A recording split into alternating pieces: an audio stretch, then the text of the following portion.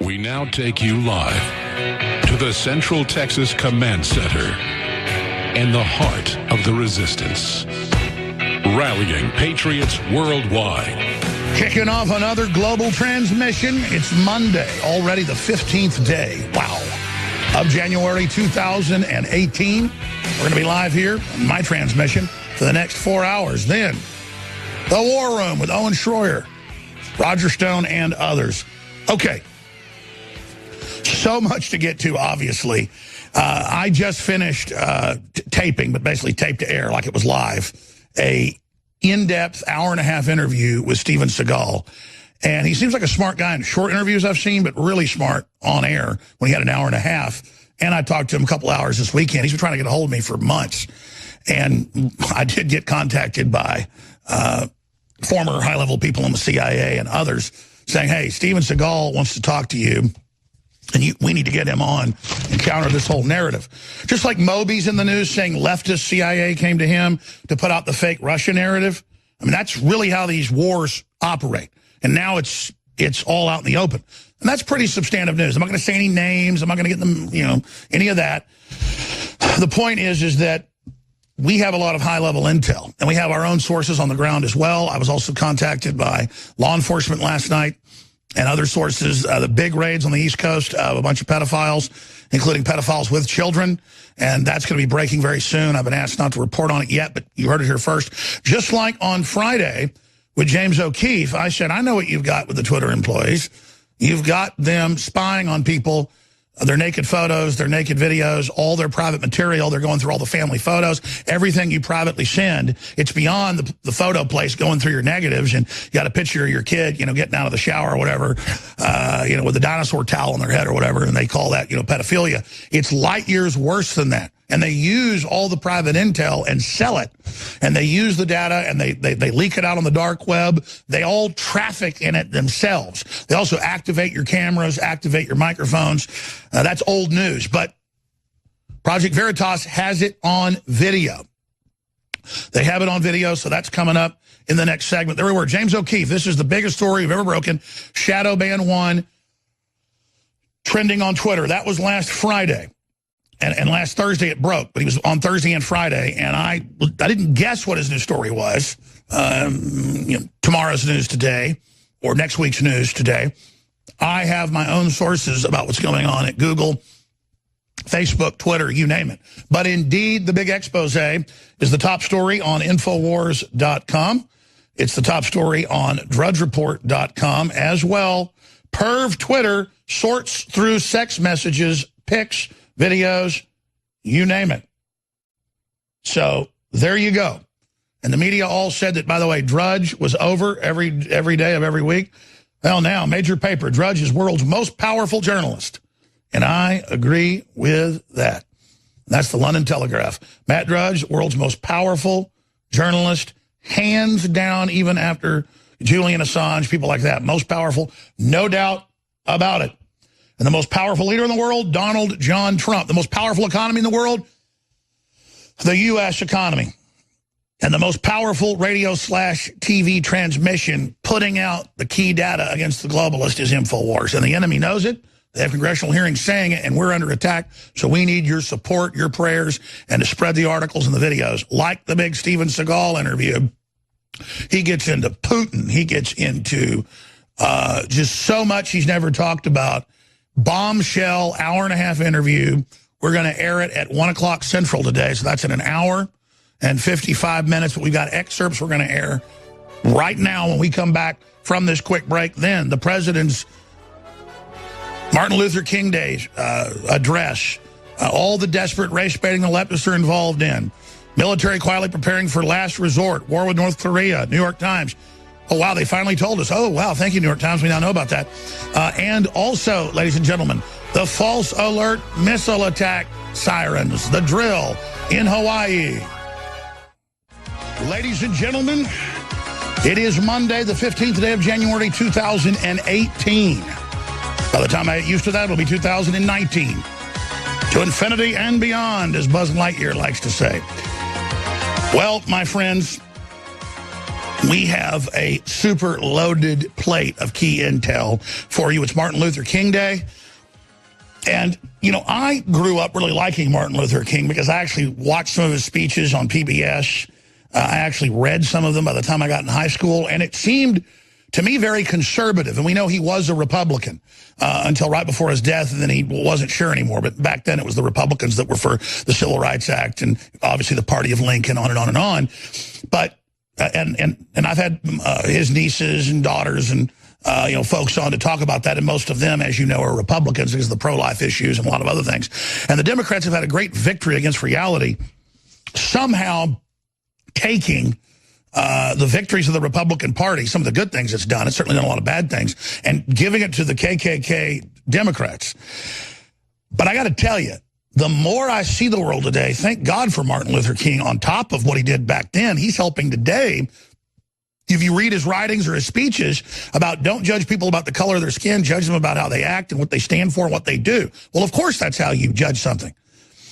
And today, you look at the universities, the leftists, the globalists, they have just taken all the tribalism, all the racism, all the garbage that as a Christian nation we tried to get rid of, and that the West led the world on curtailing.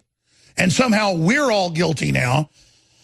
And being white or Christian or conservative is inherently bad, and Hollywood and the media beat us over the head. What a load of crap. So we've got Trump's Martin Luther King Day speech and a lot more. But I tell you, the antidote to all these modern leftist racists that are using race to control, now that they think there's a different demographics, it's called cheating, basically, is somebody like Martin Luther King. So that's why they're trying to remove his name on liberal campuses and remove his speeches from being taught, because they're Christian, they're pro-family, they are very, very common sense, and they're not about being in a group. And so that's why they're attacking Martin Luther King. And I've gotten beat up by some super conservative folks that say, well, he gave speeches to communists and stuff like that, blah, blah, blah. Okay. The issue is nobody's perfect, and I give speeches to communists if they listen to me because I want to wake them up. But what matters is what he said about not what color you are, but what you stand for, what you do. We all know that's true, and that's right out of the New Testament. Okay, that said, that's coming up. The big news on Martin Luther King Day on this broadcast, and it's going to be a big national story, is Steven Seagal. I like what I hear from Steven Seagal when I see him on television, but usually it's a 3-minute, 5-minute interview on Good Morning America or whatever. And he's usually in Japan or Asia. They criticize him for even traveling to Russia, even though one side of his family was from Russia, you know, immigrants to Michigan. And I've seen the allegations against him over the years, a couple of them. And, you know, it's like asked a woman to take her clothes off 20 years ago, and then there's no evidence of it. Just like all this other stuff that's being put out. And you've got Gloria Allred's daughter, Bloom, who admittedly defends Weinstein, just like Oprah Winfrey, but she actually defends him, running around trying to get money from big donors of the Democratic Party to pay women to say Donald Trump assaulted them. And even mainstream media says, you know, the dark money that this lady is getting to do this type of stuff is just unconscionable and very, very dangerous. In fact, there's a Hill headline about her money and what it's doing and how dark money is making it to where real victims of sexual assault or serious issues like that, be they male or female, don't get taken seriously because there's so much crying wolf going on. Liberal Super PAC gave Lisa Bloom $200,000 to fund sexual misconduct case against Trump. That's just one case. And it goes on and on and on. Here's Fox News. Attorney Lisa Bloom sought to line up paydays for women accusing Trump of sexual misconduct. And it goes on and on and on. And imagine what this is like when this is being done to now thousands of people. And again, never any discussion of the pedophilia in Hollywood or men being abused. Women are certainly being abused, and it's horrible, but why is it happening now? Because they know it's Bill Clinton's sexual misconduct that probably lost Hillary the election, amongst other things. And they know that we exposed it, and we had the victims on, and the little girls that were raped by, you know, people that Hillary Clinton represented and how she laughed about it. Serious stuff. and the whole thing with Hollywood and Meryl Streep defending Roman Polanski, on and on and on. And Oprah up there with all of her sordid past, basically bringing women to Weinstein. They felt like pimping them out to him, luring them in. These people don't have any room to talk. They are the worst poster children for supposedly standing up against this type of activity. So this is a smokescreen they're putting out to cover up pedophile gate. And they're trying to create this wave to get mentally ill people and others who want 15 minutes of fame to come out and do this. And so Moby has come out and said that members of the Clinton administration, the Obama administration, CIA leftist, foundation leftist in the CIA, wanted him to go and tell people that Trump is a Russian agent and a Russian spy. He's very proud of this, like it's all cloak and dagger. Well, I'll just tell you up front that I was contacted by individuals formerly high up in the CIA and currently in the CIA to get Steven Seagal on because he couldn't get a hold of me. And so we're just open about that. This is a deep state war, and there's a lot of that discussed with Seagal coming up. So this is very, very powerful information coming up, ladies and gentlemen, in the third and fourth hour today. So you're going to hear all about that, plus Twitter caught spying on the naked videos and photos of you in your private account. Told you the cloud is all about total control against you. But first, as we go to break, here is the promo piece that's up on Infowars.com of the upcoming interview with Steven Seagal. Ladies and gentlemen, Steven Seagal is joining us in a long-form, unedited interview. This is important information because this witch hunt is destabilizing not just our country, but the entire world. If you are receiving this transmission, I was raised a lot of my life in Asia, where your word and your honor is everything. And without that, you are nothing. You have nothing. I've worked very, very hard in my life to build a good reputation and be a man of honor, a humble man, and a good man.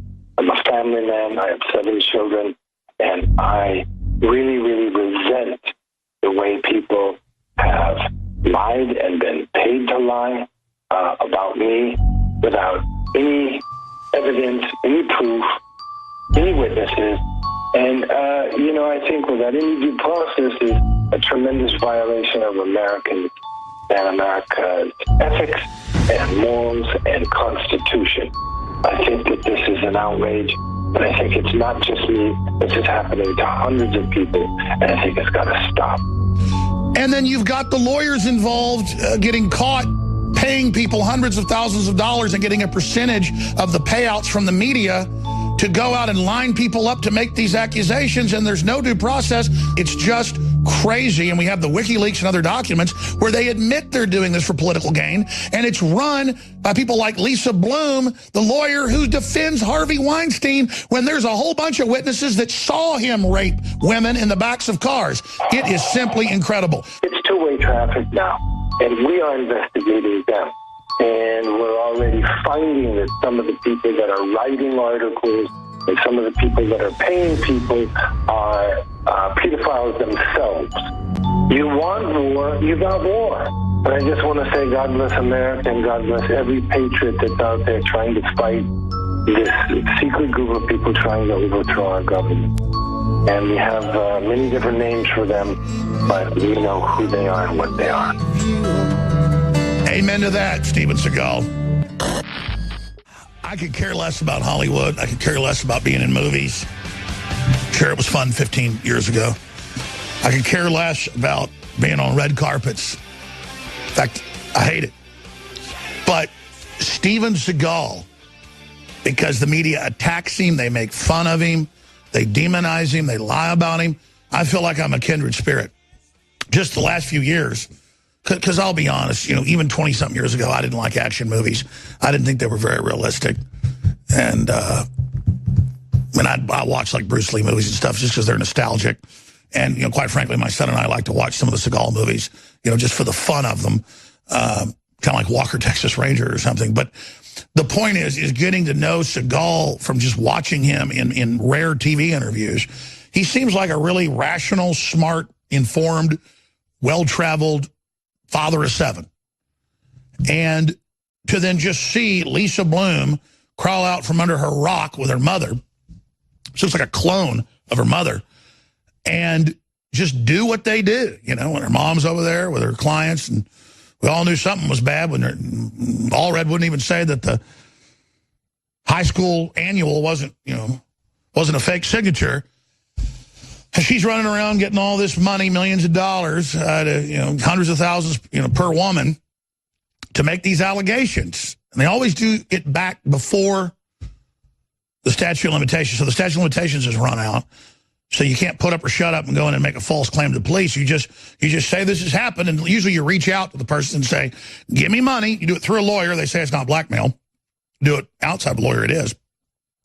Give me money or I'm going to put this out. And then you don't do it, well, then the media is there. Especially if you're a conservative, a libertarian, a patriot, a man, you name it. So this isn't just about the women, though. This is about Putin and about Trump and about why the deep state's after him and the things that are happening. And I've experienced so much of it myself that I know what it feels like to have Tom Brokaw just say Alex Jones is a complete and total racist, close quote. He said unalloyed, which means total, complete, unadulterated. That's what it means. And it doesn't hurt me in the way they think it does. It hurts me to know they're that evil. They're that bad. I mean, George Soros is a Nazi collaborator. Oprah Winfrey is part of the most elite eugenics organization in the world, the only black person ever let into it, with the Bill and Melinda Gates and Rockefeller Foundation. And then to have them say that about me, you understand, it's their cover. It's what they do, and they want to tell you, we're going to terrorize you with horrible names, and our minions that watch us believe what we say, and they're going to physically come after you. They're going to scream and yell at you. They're going to dump coffee on you, and they're going to feel righteous like it's live-action role play, like I'm who I am. And then here comes the live-action role player. I'm not even human when they attack me, punch me, or pour coffee on me, or scream at me, or spit on me. Because to them, it doesn't matter. They're becoming somebody. They get to be mean to somebody. They get to bump into people. They get to throw coffee on them. They get to attack. Just like you try to go out to demonstration in Austin. The Antifa scum shows up. They have their weapons. They go, you're not going through here. And the police say, sorry, they're allowed to block your way to the Capitol. They are God. Because we're a Democrat city.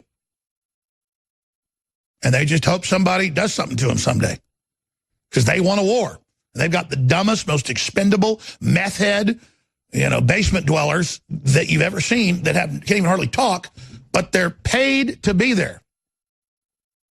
They're paid to be there, knowing they're protected by the government, loving every minute of the cowardice and the sliminess and the patheticness and the promise of power once their globalist system takes over. You notice there's no denials of those leaked documents out of the foundation that Soros funds, that his son runs. No denial. Where they talk about we want to trigger race war and martial law so that Obama can stay in office and so that Hillary wins. But you see, it didn't go the way you wanted. People were restrained. They didn't buy into it. It's simply amazing. Briefly, while we have time left in this segment, here's an article out of the Washington Post. They're finally actually doing their job. It's unusual to see a blind hog finally finding, an occasional truffle or broken clocks being right twice a day. I talk about how the communist Chinese have bought the majority of our debt, 97, 98% of rare earth minerals. They've totally taken over most of the world. They've bought up Hollywood, and they're buying up even local governments. They just come right in with foundations and say, we'll hire your wife, we'll hire your husband, $200,000 a year, we'll hire your son, your daughter, $100,000 a year. Just let us run things. And that's how it's done, just straight up money. And the Chinese communists are allowed to bribe whoever they want, because they're not communist. They're people that sit on top of 1,300,000,000 slaves and do whatever they want, whenever they want, however they want. And here it is in the Washington Post. University rejects Chinese communist-linked influence efforts on campus. And it goes on to say that they actually come in at major universities across the U.S., set up front groups, give tens of millions of dollars to the departments, and then literally take them over. Then the technology is transferred out of the DARPA-funded facilities. Culturally, no criticism of Communist China is allowed. And that's the University of Texas at Austin. Russia literally does not have 1/200th of the influence China has. Just it's insane. It's insane. Russia is trying to stabilize and not collapse, and the globalists are trying as hard as they can to collapse it. There's no alliance between Russia and China. That's all pure malarkey. And the U.S. knows that and wanted to work with Russia, but see, the globalists, they're in bed with China. Everything is China. Everything is China. That's the issue. And every major university, local governments, you name it, you go to the city of Austin and you go into those city council meetings, and there are people that are Chinese communist intelligence agencies in our city council, whispering in the ear of the mayor. This is well known. And it's so bad, we're just completely overrun. I mean, it is unbelievable. And Trump's just going, okay, you got a lower tax than us, we'll be lower. And they go, we go to zero. But your companies have to be state-run. So our U.S. companies are going, we'll be state-run by the communist Chinese now to get zero tax. And then they can say they live there, but really live here and pay no tax. And then we get Bernie Sanders there. Trump wants to hurt the poor people. That's why there's 2 million new jobs and highest pay ever and lowest black unemployment ever and biggest stock market. We can't bankrupt it and tell these people how to. We have to dictate to all these American slaves and break their back. We've almost got them where we want them, everybody. But Trump and people like that are getting in the way. So when you get out there and you push racism and you say white people don't know what it's like to be poor, and you get out there, communists, and you break their back, and we're all going to get rich. We're going to show these Christians and Americans. We're going to break them. Let me tell you, that's what Sanders does behind the scenes. I mean, he's consciously evil. You understand? All right, I want to get into the military quietly prepares for a last resort war with North Korea. Wow, the New York Times just told us this. I never knew that. And also the really big news, if you guys can bring it into me, I had it printed in the printer and I forgot to get it before the show. It's the Project Veritas article that we have posted in full with the video that's on Infowars.com, where the Twitter employees' favorite pastime is going through your private photos, your private videos, the sex messages you send, saving them, sharing them, giving them to friends, putting them on the dark web. This is what they do. And it's all very, very funny to them because they're the new ruling class. And they tell you it's cool to put your stuff all up on the dark web. And that really is what the cloud is. It's their little private internet of your stuff. And then they just go right into it. And then when they want to blackmail somebody or they want to sell pictures or whatever, they get to. And it's just all wondrous, and they're always smiling and laughing. And, yeah, we don't let white people talk to each other, and we don't let them share American flags. And, you know, we keep control, and we don't let WikiLeaks spread stuff. And, you know, we spy on their naked pictures. It's all funny, see? Because what did Zuckerberg say? And it's the company philosophy. I can't believe the users of Facebook trust me with all their private information. They're a bunch of dumb F-U, you-know-whaters. But the media didn't make a big deal out of that. You know, they just make up fake quotes out of context about crap holes or whatever. But Zuckerberg, against all his users, black, white, Asian, doesn't matter, says that you're a dumb effer because you trust them. And so at any 1 minute, hundreds of Twitter employees, hundreds, and this is just at this group of executives, are looking at everything you do and then giving the intel to the Democratic Party and giving it to other corporations. And that's how they know everything before you even know it. You get a private contact. You know what's crazy is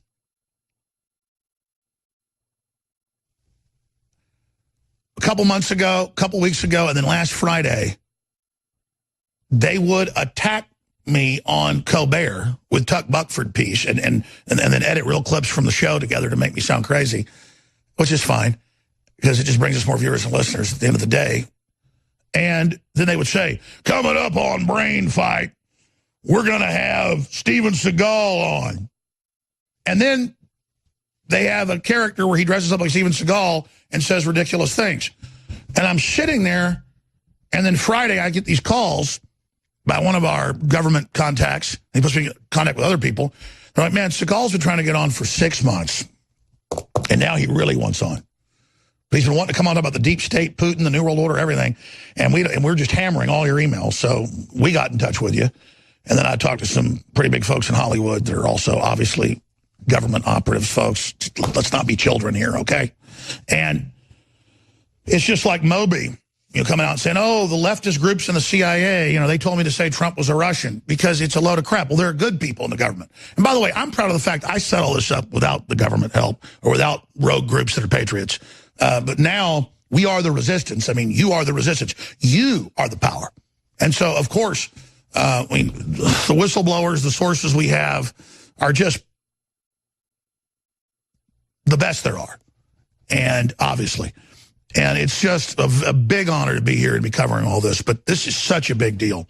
And these people, they set up platforms to get you to trust them to conduct your private behavior, not on your own email, where you can have a small service, your own email server or whatever, where they're vetted and trusted and they're all about your privacy. No, you go to groups that call you dumb effers and who swear to break down Christian societies and cultures. You got Zuckerberg telling Merkel, don't worry, we'll get rid of their free speech next year. And that was about 2 years ago. And then you're doing private messages, private videos on all Snapchat, you name it. And now it turns out all of it's been saved. All of it's being used. But it's worse than that. They turn on your camera. They turn on your microphones. They spy on you through the apps. These cell phones are not phones. That's just one app on them. These cell phones are doorways into your house you can't close. And things far worse than spiders and mosquitoes and gnats and flies and wasps and yellow jackets and hornets. Things that will destroy your future. Things that itemize and track your algorithm, your mindset, your MO to absolutely profile you and control your life. And they say they're doing it.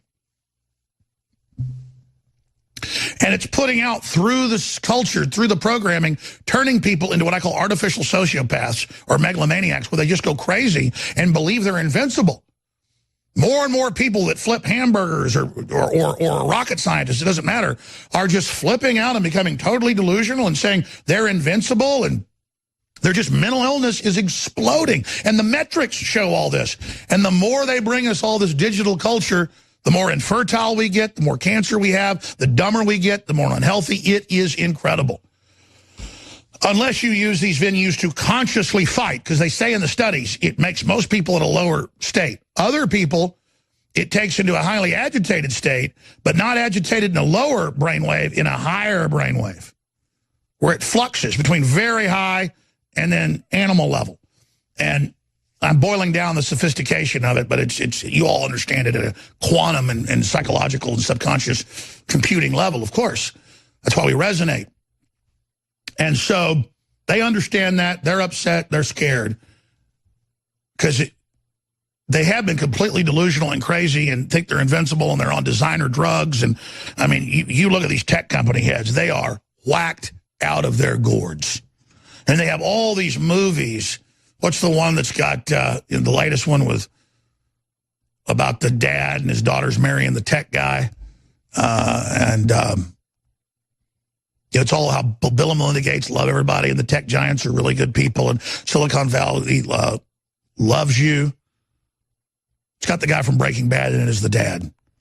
Point is, I finally saw pieces of it. And every 2 sentences, there would be another sentence of telecom giants are great, big tech's great, Silicon Valley's great, Bill and Melinda Gates love you, this is all real, we care about you, the tech heads are really good. And then you go see another movie and it's the same message. And then the other movie, the communist Chinese are going to save us. And then it's right here in the Washington Post that the communist Chinese have literally, yeah, that's it, why him? But the communist Chinese have literally taken over every university we've got. And they're funding the whole Me Too movement through Hollywood. That's now come out. I mean, my God, they kill their Buddhists and their Christians and sell their organs, and not one stinking leftist will say a word. It's all these feel-good, fun things, these fantasies, these PR pieces where we form imaginary love with some trendy tech head. Let me tell you what the tech heads are doing. They are all worshiping AI, preparing to take off their human clothing and become gods. And they're all into really evil spiritual stuff, really satanic at a absolutely Luciferian level, committed to murdering you and your family, period. Done. They have to do this to transcend us, to prove they're not weak. They have to destroy their humanity. And you better find out about it and understand it real fast. That said, we don't have the communist Chinese funding us. We didn't get billions of dollars of stimulus money like NBC and MSNBC did. We don't get any foundation money from old Soros. All we do is have you buying T-shirts, books, films, water filtration, air filtration you need. We've got to end the special today.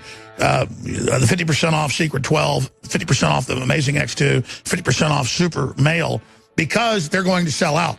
Those are great deals, and they're great products. InfoWarsStore.com.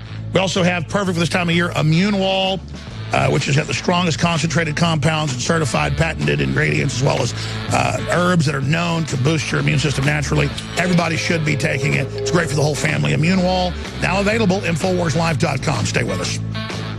A couple years ago, with Pat Riley, Shane Steiner, a few of my friends, I walked in for the second time in my life to see an Alice Cooper concert. We got there about 10 minutes late. And he was opening up for Motley Crue. And I walked in there and I heard that song playing at the convention center in North Austin. And it sounded even better than the song. It was just like, man, that's awesome. What an amazing individual. He's a big patriot. I know he's a listener of the show, but we hadn't talked him into coming on the broadcast yet. Now, let's continue here, ladies and gentlemen, with the big news. I haven't even talked to my lawyers yet. I learned about this last Wednesday. People have asked why I haven't responded to it. And it's because it's just one thing on the surface of like 8 other things. And so when I tell you I'm a little nonchalant about the deep state coming after me, my kids, my whole life, everything else, because I asked for it. But at the same time, I need to kind of squeal like the baby rabbit, you know, that's been picked up by the wolf or by the coyote, because people need to know that the baby rabbit needs support. Squeak, squeak. I don't like getting up here plugging. I don't like getting up here and having to push stuff, even though these are great products. And I just realized, though, I did like a 30-second plug as an afterthought when other talk shows are plugging every segment, and they need to. And that's the basis of advertising now and what's happening in the markets and all the rest of it. But we've got products you really need. But a gentleman who says he's a famous communist with the Communist Party, who sued and went all the way to the Supreme Court in the 80s for burning an American flag in Dallas, Texas, at the last Republican convention that this happened at. We can put the article up at U.S. News and World Report, maybe, or I can put it in over here, maybe. But RNC flag burner sues Cleveland Infowars for 2016 convention arrest. The police department's been sued. I've been sued. I was doing a live stream a half mile away inside a restaurant, and by the time Biggs and them got down there an hour later, he did have burns on his hands, 2nd and 3rd degree ones. I mean, they weren't huge. They were burns on his hands. I was like, what happened, Biggs? And he was all flustered and everything. I was like, I don't know. I grabbed at the flag, and then this guy shoved me, and this guy hit me, and I fought back into this guy, but I don't know if it was that guy. The media used that, because when you're in a crowd of people, you don't know what's going on. And the camera shots you can't tell. All we've got's like, camera moving back and forth. You can't tell what's going on. And so they used that to make it look like Biggs colluded with the police department to, like, attack this guy and then take away his constitutional rights. So I guess I'm being sued for civil rights violation. And the potentiality, of course, is millions of dollars that I don't have. And it's just wild that I go out to these events and the communists are there with their guns. They won't let Owen go in and speak. They won't let us get to the Capitol. I'm not saying this guy did this. I don't even know who this guy is other than he's famous because he's the guy that got it legalized to burn the flag. And everybody knows I don't like burning the flag, but you have a right to do it. And a lot of conservatives get mad at me for that. So this isn't right that I'm being sued for something that I support if that is his right to do it. I don't support doing it. This was hysteria around the Antifa and the communists, and I went out to try to march through them, and they attacked me first. That's on video. They said they were going to sue me for that, but you can see the video. They hit me first, running to me first, and then I just kind of, my Achilles is basically gone. I stumble into some and end up grabbing the police chief by the arm. This literally happened. I look up, and it's the police chief, and point is that I don't know what happened, but the fact that I'm involved in a conspiracy with the police department, with Joe Biggs, because I talked to Joe, and it's the same thing back then. And it sounds like hooey when you're going, I don't know what happened. You don't know what happens in these crammed crowds. Joe reached out to go across, I guess, to demonstrate and say something to the guy about burning the flag. Somebody grabbed him. He pulled aside. Then he fell into cops. And then the cops grabbed this guy, and then the flag falls on Joe. And then they say some other guy I've never even met that I remember works for us, and he did something supposedly. There's another guy in the lawsuit. I don't even know. So the point is, you're like, well, we'll defeat this lawsuit. We have to jack with it. We have to deal with it. And you know, it's like California. They have standards 90-plus times higher than the EU that has the second highest in the world, where there's more lead in the air than they allow in supplements or food or whatever. Kale has 12 to 20 times what's allowed to be in a supplement. Just kale has more lead than you're allowed to have in a product. And they got waivers for California companies, and it's only a $500 fine. And for them, for people outside, it's millions. So we get our stuff tested, and we had another lab test Caveman. And they said, no, it didn't have even those levels of lead. It was like double what it's supposed to be, which is super low. Again, like the air has that. And I'm just sitting here with that lawsuit in California. Just to give you an idea how this works.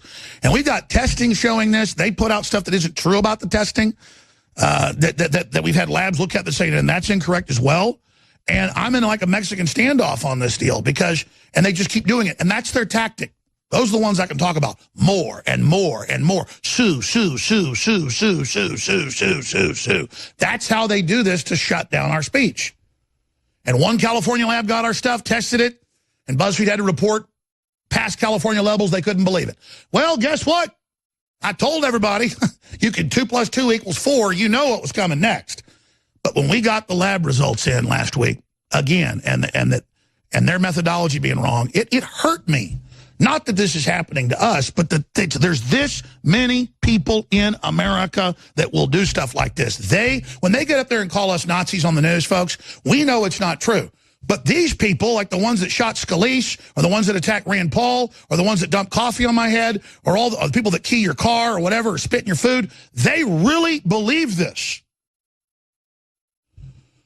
And that's what's so dangerous about this. So I'm not bitching or complaining. I'm going to tell you right now, if you want to win, put on your calendar every month to go to InfoWarsStore.com and buy great products you need. Everybody needs B12. We got the highest quality. They even tested and had to admit it was like rated the very highest in the country. Because they said, here's the one rated the highest in the country. Theirs is pure, but you know, it's overpriced. And then ours is private labeled the best in the country for 30% less. They're just, but you think that was going to make them give up? Oh, no. They don't give up, folks. So now we have to double test everything, and I'm just putting everything that goes to California, I'm putting a California label on it, saying it doesn't pass California, even though it's not even true. Just everything. With the video cameras over the desk, at the packaging, we video everything being packaged. We know what'll happen. Pull that sticker right off.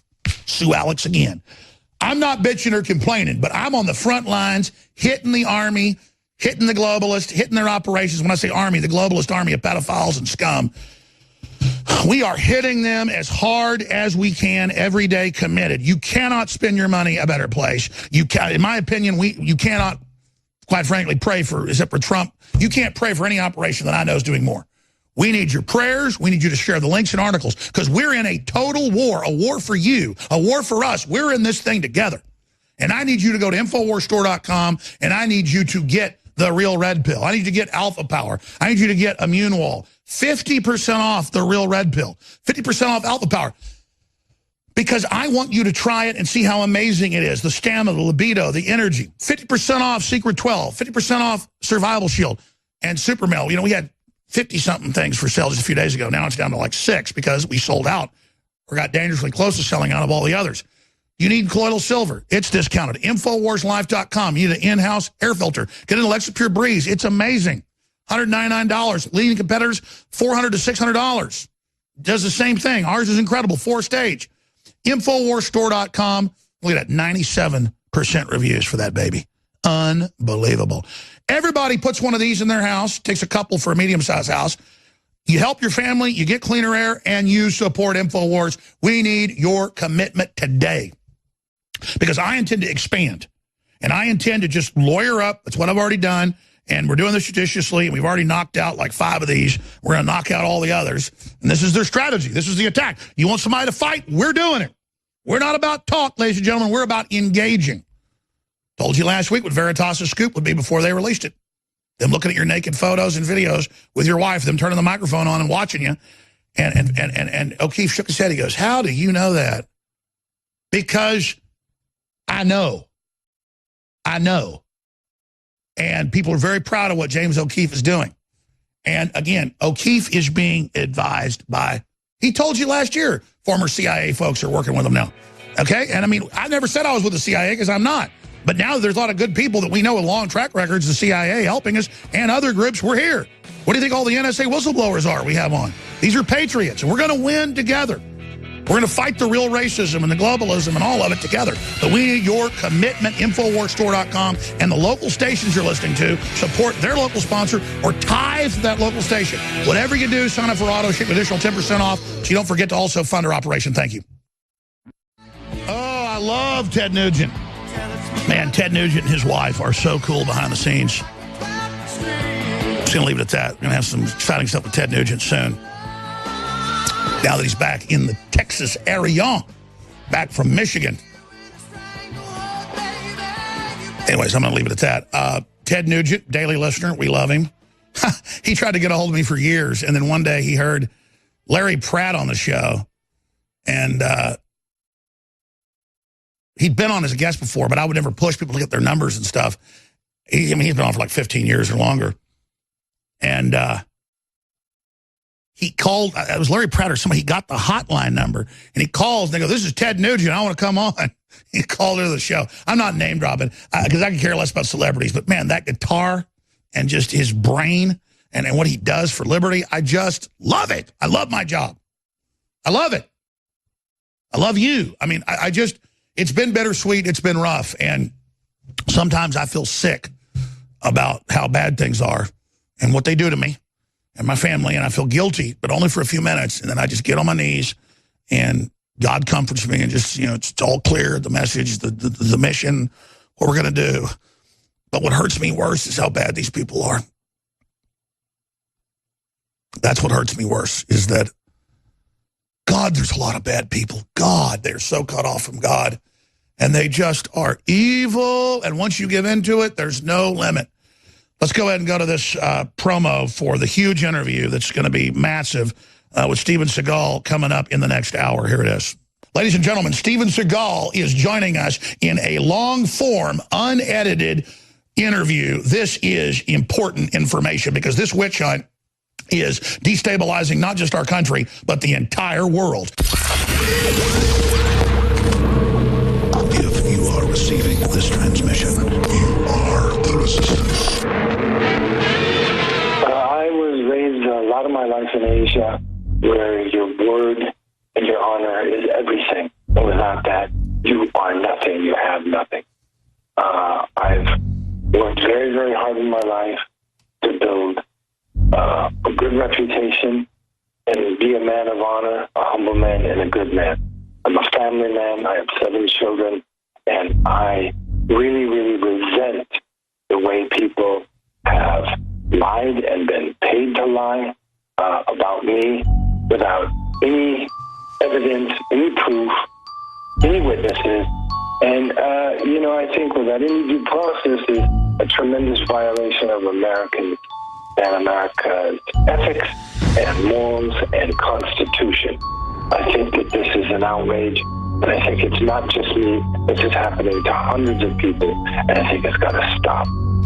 And then you've got the lawyers involved getting caught paying people hundreds of thousands of dollars and getting a percentage of the payouts from the media to go out and line people up to make these accusations, and there's no due process. It's just crazy. And we have the WikiLeaks and other documents where they admit they're doing this for political gain, and it's run by people like Lisa Bloom, the lawyer who defends Harvey Weinstein, when there's a whole bunch of witnesses that saw him rape women in the backs of cars. It is simply incredible. It's two-way traffic now, and we are investigating them. And we're already finding that some of the people that are writing articles and some of the people that are paying people are pedophiles themselves. You want war, you got war.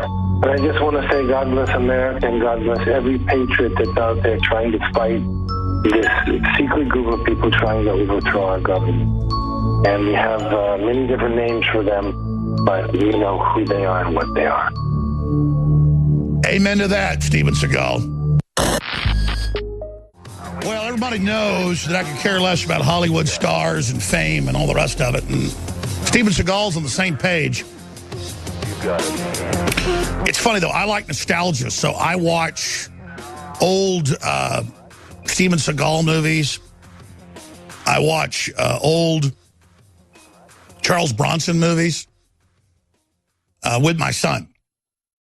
That's what we do maybe once a week when the girls are gone or doing something on a field trip or out with their friends or my wife's out. We will, and it really made me happy. I was in my office by the bedroom this weekend, and I've been on the phone with Steven Seagal for hours going over a lot of really interesting stuff. Boy, I wish he'd really turn loose on air with all the stuff he was really telling me. It's pretty amazing. He's calm on air, but he can talk as fast as I do and just rattle stuff off. And we were, reached out to consecutively, separately. And I don't say this to be impressive because it's not really impressive. Different government agencies, there's 17 intelligence agencies. One of them is mainly just oversight. And there's a lot of leftist and globalist and people like Reality Winner that are in U.S. intelligence agencies. So remember Reality Winner, the crazy person that said whites all need to be killed, and she tried to join ISIS, and she changed her name to Reality Winner, and like a 25-year-old blonde chick, just totally insane. So it's embarrassing to a certain extent to be associated with U.S. intelligence agencies. I did what I did with the listeners. I'm very proud of the fact that we're organic, that we're real, that we studied how things actually operate. But I had a lot of guests on over the years that were whistleblowers who were from those agencies who were good people. And now, in this deep state war, the left really brags everywhere that, oh, we're hooked into the CIA and we're, Moby's come out, who's a talented guy, bummer seeing him be like that. And, I've seen the secret documents from the CIA. And, he didn't even understand that's a leftist foundation, globalist arm of it. But the CIA could, get its name back or whatever if it ever started actually defending free market capitalism and the American way again instead of trying to social engineer everybody. It's been declassified by the 50s. They were trying to break the family up and putting out ugly art to literally screw people's brains up. I mean, that's not their words. I remember growing up and seeing Dr. Strangelove type movies and reading stuff, and the left would go, yeah, the crazy right-wingers think we're poisoning their water to lower their IQ and hurt their fertility. Yeah, the crazy right-wingers think the big foundations have taken over the CIA and are trying to destroy capitalism. And then I look back at those movies in the 50s and 60s, man, they are thumbing their nose. It's word for word. They just took what they were doing and put it in movies. How uncool. They gave my grandmother polio on purpose. That's been declassified. And her doctor told her it was the vaccine did it to her. I don't feel sorry for myself. I'm angry, man. But beyond angry, again, we adapt to being abused and discriminated against. I've told this story probably 50 times. I'll tell it again. I was flying up to be on The View, and I demanded first class out of him. I'm not really a first class type of guy all the time, but, if you want me on first class. And so I'm first class on American Airlines, and there's a guy I recognize from seeing in the news sometimes. Perfect looking suit, everything. Visiting his dad, who was a retired general in San Antonio. And we talk about 2 hours before he figures out who I am. And then he told me who he was. He was the head of the 4th largest bank in the U.S. And he looked at me, and for about 5 minutes, sitting right next to me in first class. He's sitting right here, and he goes, Jones, you think people are going to adapt and overcome to what globalism's doing because you can see it. You know what's going on with it. But what you didn't see is that they're going to adapt to what we're doing to them. They're going to adapt to the control. And when we're done, all these lazy, dumb people are going to be completely obsolete. And he goes, and we're going to run everything. And he was good-looking, smart, powerful, and in person, super nasty and aggressive. What I'm saying is, he could read me. He says, is this off record? He knows I'm honorable. He knows it's off record. And he said, and he just wanted me to know. You're a fool. He didn't even say join us. He was just basically saying you're a fool. And he said, you're never going to help these people. They don't want help. They'll tear you apart. And it's this decision that you're separate from the people, and you're going to play the race card and the sex card and all this crap, and then they program these leftists where they're just like brainwashed victims whose whole identity is in being a victim and being wronged and all this stuff. And they're gone, man, they're gone. But see, I can't join him because there's another thing in the room, and it's everything. For his slickness and his getting up after a 3.5-hour flight, perfect suit when he gets up, no wrinkles. I'm all slobbed out. Gets his black coat that the lady gives him, puts his black trench coat on, and I said, you know, you not believing in humanity has destroyed your humanity. And he just went, like, buddy, there isn't any humanity here. And just an arrogant, but he looked scared at the end. He tried to have that, and I've told that story because it was very metaphysical. It was like meeting the devil. And I met a lot of people that have that devil spirit, but that guy had the strongest. He knows how it all works. He could have been me. Could have been better than me. He doesn't want to do that. He wants to screw you over. And I sit here and I see these people that hate my guts when I actually care about them. And they think I'm the bad guy, and they have no idea. Man, just 2 years on 1.3 parts per million hydrofluorosilicic acid lowers IQ between 12 and 16 points. It's a wonder we can even tie our shoelaces.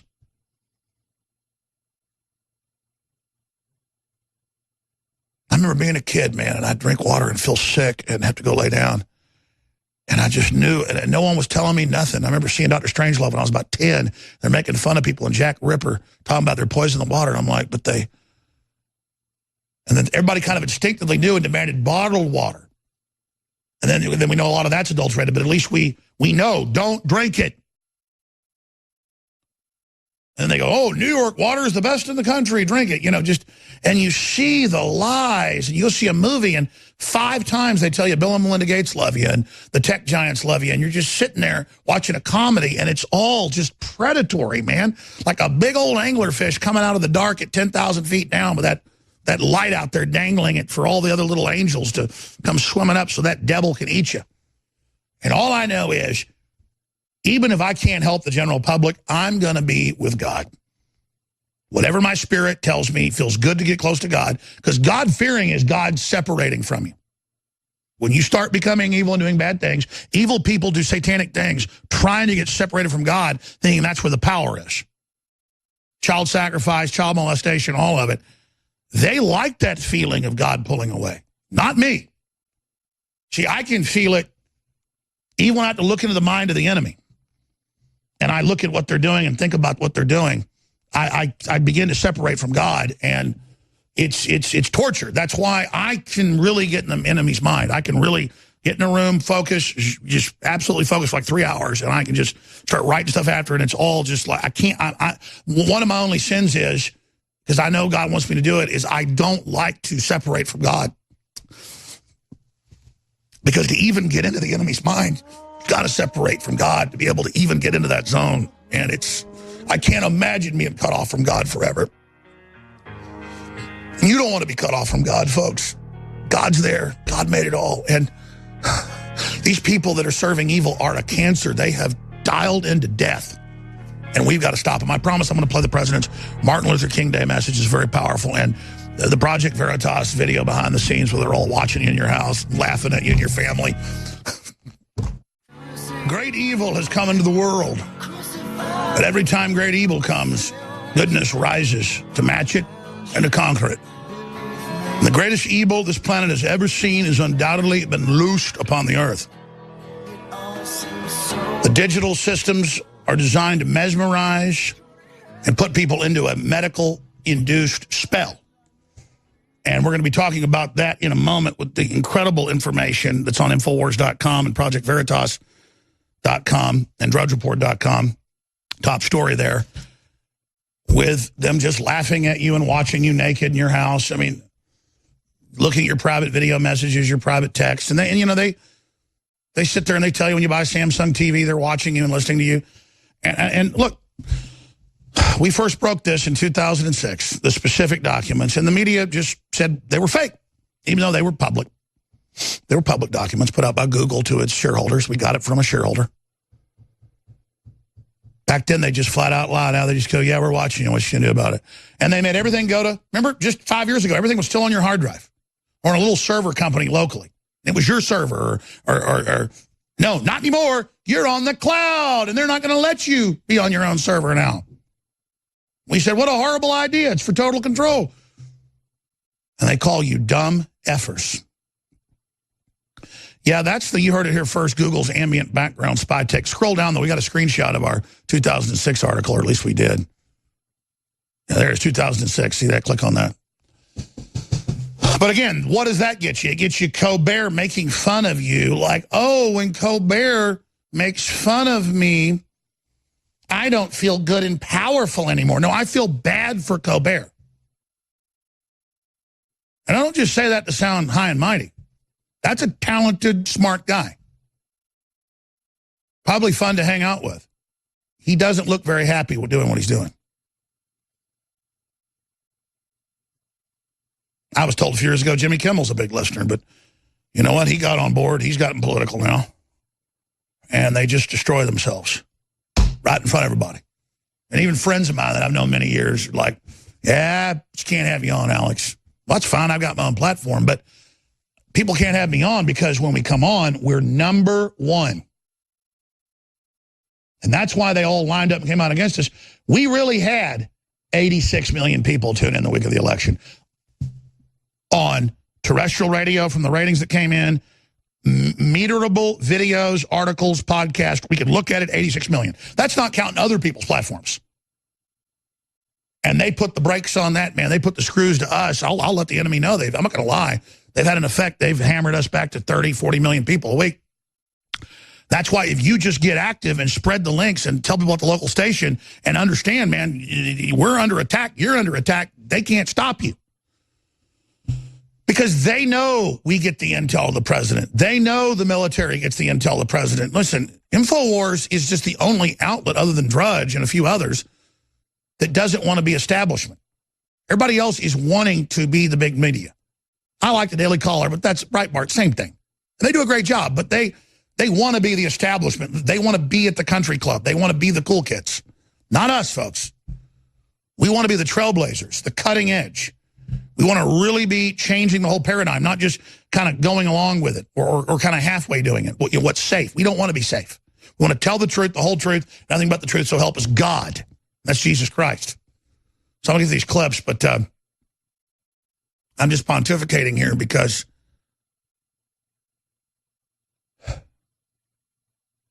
there really are good people in our government that saw the final plan. It was so horrible, and it was everything we said was coming because we were reading think tank documents. And I begged and said, FBI, CIA, NSA, Defense Intelligence, Army Intelligence, Navy Intelligence, Marine Corps Force, all you guys. I said, this is real. Go read this. They say they're going to set up a world government, break up our families, dumb us down with entertainment, and finally kill us. And you know what? They went and read it all and said, you're absolutely right. We're going to fight back. And a lot of people were already more awake than I was. The point is that we're fighting back. This is the deep state versus the real state. And I tell people, Czech Posobiec was here, he is in naval intelligence, all this stuff. And, you know, obviously most of that stuff's just human stuff, digital. It's all public. Anybody doing a website or researching things is, you know, intelligence. That just means you're involved in research and involved in human activities and things in China, some of the work he did. And I'm like, you know, me and Rob were out there drinking beer with him at my house, and I go, you know, I'm really with the real deep state. Posobiec's like, well, what do you mean? I said, you know, I'm with a 200-plus-year-old intelligence agency. He's like, he thought I was messing with him. And I said, so are you, man. It's America. It's against the globalists. It's against the crown. It's against monopolies. It's average people taking action. And I'm deep state, Texas, the real deep state. I mean, committed. They called Trump mentally ill and called him a schmuck because he actually cares about American workers and doesn't want to screw them over. And they even say in elite publications that he cares about people and really thinks he's going to bring America back, doesn't get the big picture, blah, blah, blah. And he doesn't want a big sucking down, lowering wages. And they talk about him like he's an idiot because he actually cares about you. Doesn't mean he's perfect. And that's what I'm getting at. Is they think we're mentally ill because we don't get off on being mean to people that aren't informed. And it's like tripping a 2-year-old kid. That doesn't give me a power trip. But let me tell you, it's not a power trip, it's a trip to know how real this is and to have engaged it. All right, I promise all the clips when we come back, because we got the Steven Seagal exclusive interview, they don't want him to be able to speak himself. They don't want you to actually hear what he says. They don't want you to hear him get into what really goes on with Trump or Putin or intelligence agencies, the things that are happening. So that's all coming up. But as I said last hour, we have a big nut to crack here, and we make it easy to support Infowars. We sell high-quality products that'll make your life better, that are so good for you and your family. The supplements, the water filtration, the air filtration. And you know, we had 80-something things at 50% off and then 50 things, and now we're down to 6 things that are 50% off, but they're still our best sellers. I've got to pull it today on these 6. It won't be, okay, because I got to keep them until more comes in. I don't want to sell it out at the ultimate sales price and not get any more for 2 months. So I'm going to have to pull these off. Secret 12, the very best, even according to BuzzFeed's own research. That's ridiculous. This is the highest quality B12 in the country. Jones's is, okay, but, whatever. Meanwhile, we were private labeling what they rated the best in the country. What do you think we do? They go out and get the very best. Plus, you get a good response. Then you want to buy more. Plus, when they do all the testing and try to set us up, if we're private labeled at one of the top places in the country, then it's not going to work when you spike it. Not that you'd ever do anything fake at BuzzFeed with all your fake Pissgate stuff. Of course, I predicted what was going to happen, and sure enough, there's never any end to them. You want to stand up to them? You want to send a clear message? You need these products? Infowarsstore.com. Get in there, buy them. I'm trying to expand. I literally had the Communist Party suing me last week. Look it up. Out of Cleveland. You can't make this up because we covered a flag burning or whatever. It's try to... Infowarsstore.com. We're here. We need help. It's like the Alamo. I'm sending the letter here. I literally feel like I've been alive for millions of years. But, life has been around. It's a lot that the eye hasn't seen or the ear hasn't heard that God's got in store for us. And like working sometimes 18 hours a day and being up since 4:30 a.m., it's like empowering. And it's so enslaving how empty so many people are. And then how they try to rob the identity of those of us that want to be good people. You know, I was brought up not to be guilty for being white, but knowing about how, you know, my dad's dad and other folks had been some of the first Republicans after the Civil War, you know, in Texas and running for office and getting elected and things like that. And, you know, the fact that, you know, we're not low-level people. We don't put down other groups so we feel bigger.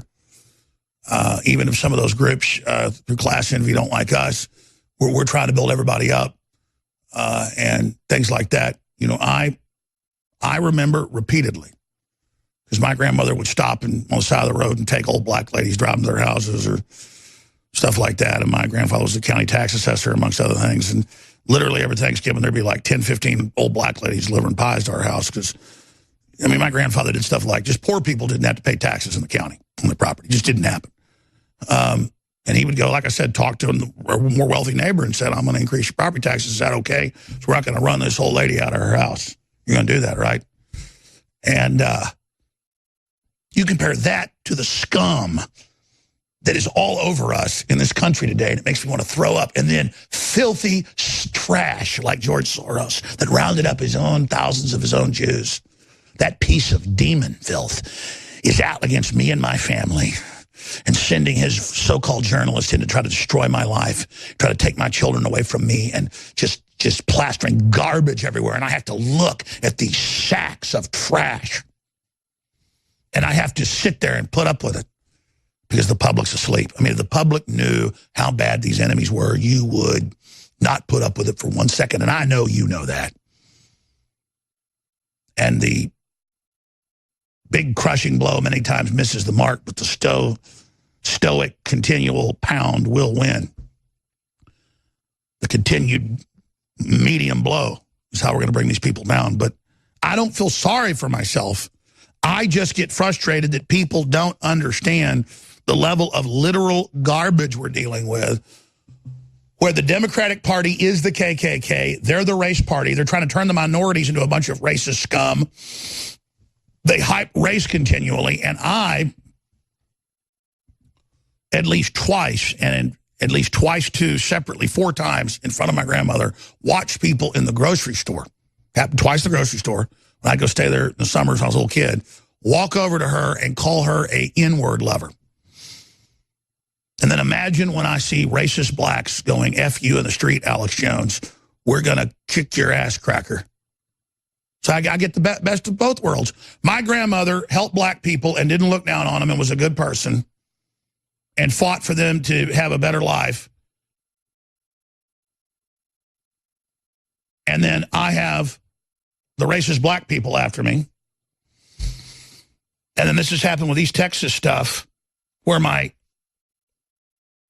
great-grandfather traded like 140 acres to a old black lady and her husband so they could live up on the road. And then 3 generations later, SJWIs literally showing up at our farmhouse are racist black people saying, you took our land, and then trying to sue to get it. And, of course, they lost when we had the deed and traded them land. I mean, it's just like no good deed goes unpunished. And so that's why I know why people decide to be evil who aren't actually evil. They say, well, it's been done to me. Somebody was racist to me. I'm black. I'm going to be racist. Or I'm white. Somebody's racist to me. I'm going to be racist. And I just can't do that. Like Martin Luther King said, just because, and I'm not exaggerating, I grew up in Dallas. I grew up where there was a big black neighborhood in our area that was segregated, basically. And I had a lot of black friends, and most of them were great people. But you'd go to that neighborhood, and people would say, what the hell is that honky doing in here? And old guys would come out with their shotguns, and I was so mindless I didn't care. I just laughed about it because I wasn't racist. And I just thought the black people were fun to hang out with. They were always having fun. And that's the reality. You think these leftists are actually hanging around in black neighborhoods when they're 10 years old? Think Joe Biden never did that? Yeah. You get around Democrats, I never heard the N-word except out of black people's mouths, except when I finally got around Democrats and people on the East Coast. And I'm not knocking folks on the East Coast. I'm talking fact here today, ladies and gentlemen. I don't need to sit here and say I had a lot of black friends or my sister's Korean adopted or blah, blah, blah, blah, blah, blah. to prove I'm somebody that is nice. I'm seen as a schmuck by the Democrats and the racists and the controllers because I don't sit there and hate you. And see, the ultimate racists play into all this. I'm going to play Trump's speech here in a minute. The ultimate racists play into this because they're the ones that use it off against each other. Because they just get it's a tool of control. And they get it's powerful. And that's what's so sick about all this. I'm not going to exaggerate.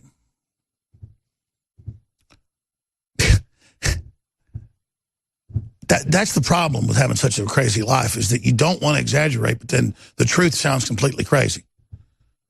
But I remember folks around here at the office going, you got in 100 fights with black people. You know, if it wasn't 100, it was probably 85. I mean, I really think about all the fights I got in where I was so unracist. When black people would attack me, I wouldn't run. I'd go ahead and fight them. McBreen was down there one time at the Texas Relays with a bunch of black coaches drinking beer, and they said, oh, we went to school, Alex. He was a really nice guy. He wasn't racist, even though some of the black folks were racist and attacked him. McBreen sat there for 2 hours drinking with these black coaches I went to high school with, they'll tell you. And, you know, some big black guys hurt me bad. I'd black out, put them in a coma. My dad gets sued. We'd get out of it because I didn't do it. I didn't start the fight. But I mean, let me tell you, the average black person hasn't been attacked by white people 5 times in their life. I've had black people try to beat my brains out and do a good job of it probably 30, 40 times.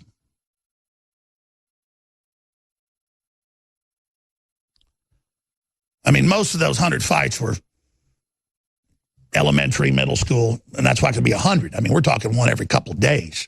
Were kids that had flunked 2, 3 grades would start a fight with me. I'd be fighting black kids, Hispanic kids, that had mustaches. And they were beating me up because I was a white kid. They were racist. They wanted to get back at Whitey. But then their mamas would get so mad a couple of years later they started a fight. They'd have blood coming out of their ears. And that's not about being tough. It's about not laying down. And I'm not laying down any of this crap on Martin Luther King Day, because Martin Luther King was a good man that had a good message, and bad things were happening to black people. But that doesn't mean then you pay it forward and crap on white people just because somebody screwed you around. And I know most black folks aren't like that. But the point is, it's sick to sit here.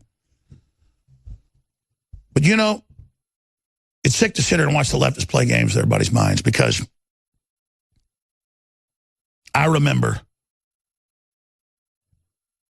the other group I had to fight all the time, and they acted just like the blacks and just like the Mexicans.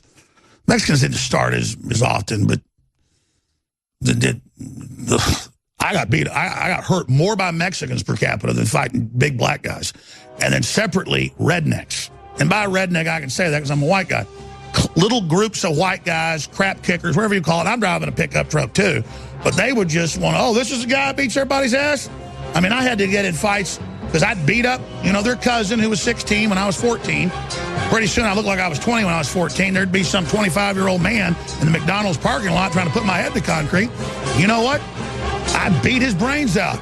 That's what I did. Anyways, I shouldn't sit there and get off into old stories. The point is that the tough guy country boys like to act like gangs and start fights with people. And they would all hang out in their own gangs, I guess, so they wouldn't get in fights with the other people. I didn't really hang out in groups. I was always chasing girls around successfully. And that's why I guess a lot of stuff happened. And once that guy thinks he's tough. It was just constantly like a Western or something where, this guy thinks he's a fast draw with his gun or whatever. And the point I was getting at is I still don't blame black people and think in general they're bad, even though almost every one of those fights got started. And it was all because I fought back starting in like the 6th grade. And it was just on and on and on and on. And I mean, I'd be anywhere, just you name it. Field House, the movies, and folks would say whether they were rednecks or whether they were black folks, particularly rednecks and black folks, but mainly black folks. People be talking, they'd say something, and somebody come over and start a fight. I remember sometimes like 50-year-old men, like 6'6", to even say their names right here today, walking over to me and saying, "You think you're tough, I'll kick your ass." Some giant 50, 60-year-old black guy. And I'm just like, listen, I'm not looking for any trouble here. And I'm not telling those stories to act tough. So I've had broken arms, broken legs, concussions, whole 9 yards. The point is that you get pretty high when you're fighting some guy that outweighs you by 150 pounds. I mean, that just kicks in. You either do it or you die. But I'm not sitting here hating anybody just because there's a bunch of racist black people. But I am not going to sit there then, and I am not going to sit there and play along like I did something. And it's just a mess, ladies and gentlemen. The society is falling apart, and it's all gang garbage. Just like you go to a prison, you got the white area, the black area, the Hispanic area. If you're in, the East Coast, there's an Asian area, and they're all in their own area, and that's how they control us, and that's my message on Martin Luther King Day. I had this huge, I cannot hype enough how big the Steven Seagal interview is. And this was set up with current and former CIA people. Seagal couldn't get a hold of me any other way, it turns out, for 6 months at least, 2 months intensely.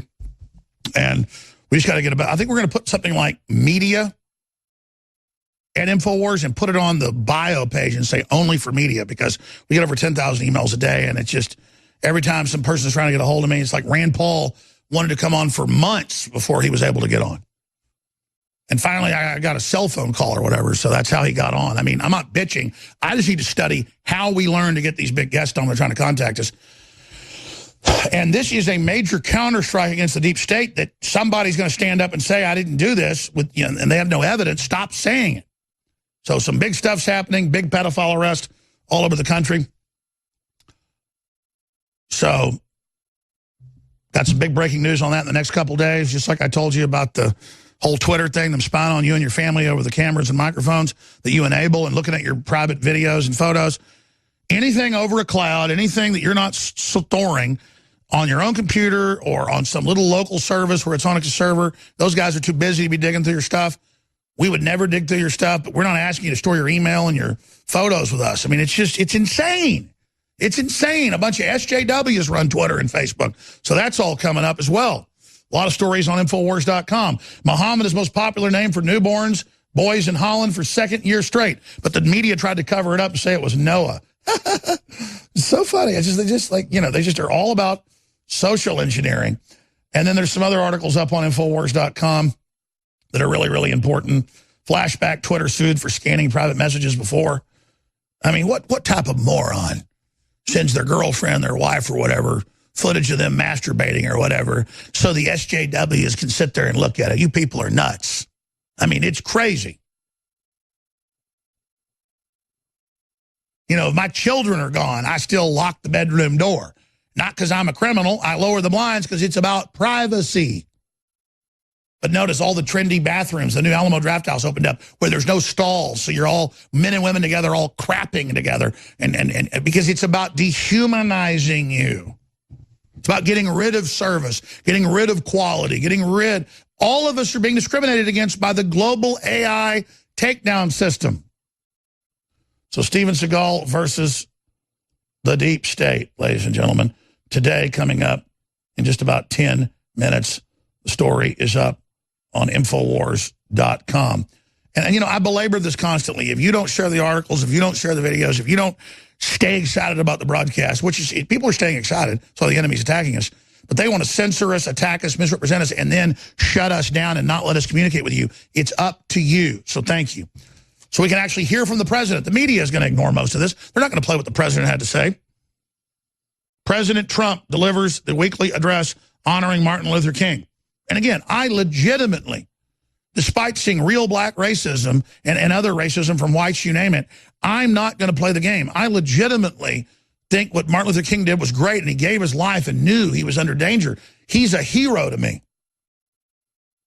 And the left isn't going to take that away from me. I'm not who they say I am. They're the monsters using race to control people. They're despicable. Let's go ahead and go to the president. Here it is. I have a dream. Martin Luther King Jr.'s immortal words, delivered on the steps of the Lincoln Memorial, have inspired Americans of all backgrounds since they were spoken on that historic day in 1963. Dr. King's dream is our dream. It is the American dream. It's the promise stitched into the fabric of our nation, etched into the hearts of our people, and written into the soul of humankind.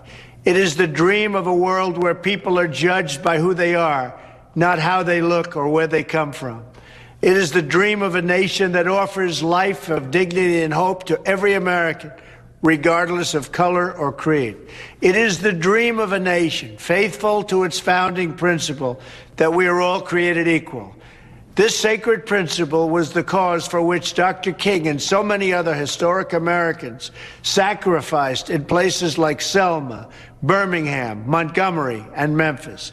They were heroes who led our nation forward toward a future that is more just and more free. 50 years ago this spring, Dr. King was cruelly taken from this world by an assassin's bullet. But the promise he fought for could never be taken away. His words, his deeds, they live on forever. And the cause for which he gave his life only gains strength and force and power with the passage of time. Last week, I was so pleased to be joined by Dr. King's niece, Alveda, as I signed into law the Martin Luther King Jr. National Historical Park Act. This important legislation will ensure that the beautiful historic park continues to tell Dr. King's story for generations to come. On this cherished day, we honor the memory of Reverend King, and we rededicate ourselves to a glorious future where every American from every walk of life can live free from fear, liberated from hatred, and uplifted by boundless love for their fellow citizens. I ask every citizen to join me in remembering this great American hero and to carry on his legacy of justice, equality, and freedom. God bless the memory of Reverend King, and God bless the United States of America. Oh, wow. Powerful and so heartfelt. You know, I got tears in my eyes, not because I'm even crying about Martin Luther King, but because the Democrats and the globalists would crap all over that and take the whites that elected Barack Obama believing, the very same group in the demographics that elected Trump for change, would take that and create all this racism and all this division and all these lies, knowing it's even in the WikiLeaks. They go, we're going to use race war. We're going to use racial division. It's in the new documents that came out last week that they haven't denied are their documents from the Soros group. It's like, man, we have enough problems with nuclear weapons and flesh-eating bacteria and all these problems. I don't care what color you are. Can't we just build a better future on free market and open society? Oh, they bring in all the illegals. They bring them in and weaponize them. They bring them in and turn them into communist race baiters. It's just crazy what's going on, and it's wrong, and it's evil. And they just think we're failures. The globalists think that we're bad, so they're going to manipulate us, and that's the end of it. Really, they're bad. And that's why I hope with this interview coming up with Steven Seagal that I did this earlier before the show that we're about to air, it's very powerful. When I say live and unedited, it's taped to air. It's like, you know, big 10-minute segments, boom. I think once the Skype cutouts, we stopped for a minute and redialed him. I mean, it's the same as the live show. So I realized I said live during it, and I'm like, it feels live, you know, I'm in here. But that's coming up. But a correction, it wasn't live. I taped it this morning, but I said that on the tape, just explaining that. And it's very powerful, but they're going to try to block it because they want to demonize him and others and not let people have their own say. They don't want you to have due process. This is all about judging people about what they actually do. Let me get to this next report. But I want to be very, very clear about this. I don't have words to describe the type of juvenile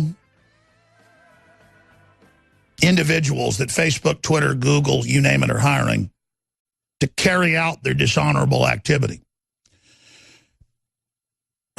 They're not even hiring criminal types. They're hiring delusional chip on the shoulder people that feel inadequate and like they've got to go out and settle scores. And when you look at the videos Veritas has shot inside Google, Facebook, Twitter, you name it, they're constantly, most of the time, talking about Infowars, how we need to shut Jones down. And why is that? Well, because we know what they're up to. But we're the lead elephant. They get us, they think they can get you. But when you watch the full video that's on Infowars.com, there's hours of this stuff. We're just play a few minutes of it here. They're proud of looking at your private messages of you to your wife or your wife showing your breast or whatever, and they're sharing it, they're laughing. It's their elite class power to violate your Fourth Amendment and to sit there and get off on dehumanizing you. So just like slave masters, you know, would rape some of the female slaves, these people are raping your privacy, and they think it's funny, and they're monsters. But they've been hired because they're little arrested development twerps, and they don't even get the import of what they're doing. So, hidden camera, hundreds of Twitter employees paid to view everything you post online, including private sex messages. We've got James O'Keefe on tomorrow, but let's go ahead and go to a clip of this right now. We can actually read your DMs. So all your sex messages and your like dick pics are on my server now. No Yeah. All your illegitimate wives and like all the girls you've been f***ing around with, you're on my server now. Oh my God. I'm gonna send it to your wife, and she's gonna use it in your divorce. So if I send someone a direct message, y'all are gonna look at it to analyze it? A machine's gonna look at it. It is creepy Big Brother. Like, I mean, it's like a level of, like, I don't want to say freaks me out, but it disturbs me. I've seen way more penises than I've ever wanted to see in my life. On DM messages? DMs, tweets, yes. Penises? Lots of dicks. There's teams dedicated to it. I mean, we're talking at 300 or 400, at least 300 or 400 people. Yes, they're paid to look at dick pics. If you go to Twitter for the first time, we have information about you. You leak way more information than you think. I've seen way more penises than I've ever wanted to see in my life. DMs, tweets, yes. Lots of dicks. We're trying to get the people not show up. We are in SCPS, Facebook, Google, but we know some stuff. What we can do on our side is actually very terrifying. Let's stop right there. American Pravda, Twitter. And if you look at the video, if you're a radio listener, you have to see it. They are all just, the men, the women are just like, they're just so empowered. They're so getting off on it. They're just like, they're in heaven. It's so fun. I've got all these women on my server and all these men and all, and it's like a bunch of nerds, man. And they're like, we're not even as bad as Google or Facebook, which is true. So we're going to come back, ladies and gentlemen, on the other side as the ride continues into reality, out of the globalist lies, with Steven Seagal, the big exclusive. They don't want you to have a voice. They don't want him to have a voice. Please, wherever you're watching, however you're listening, spread the links. Tell folks how to tune in. Facebook, Twitter, Google. Share the links right now. Get around the censors, the zit-faced censors. I have a dream that my 4 little children will one day live in a nation where they will not be judged by the color of their skin, but by the content of their character. I have a dream today. Ladies and gentlemen, thank you so much for joining us on this Monday edition, the 15th day of January 2018. And we are joined via Skype from Japan by Steven Seagal, the famous actor and, of course, famous black belt in martial arts, a friend of Vladimir Putin, of course, a friend of President Trump, a friend of so many, and, of course, a well-known American patriot who we notice has been demonized in the press quite a bit as of late. In fact, I noticed just last Friday, and then a few weeks before that, on the same shows of Stephen Colbert, I'm attacked, and then next is Steven Seagal. One voice of calm in these troubled times is right-wing radio host and furious cashew Alex Jones.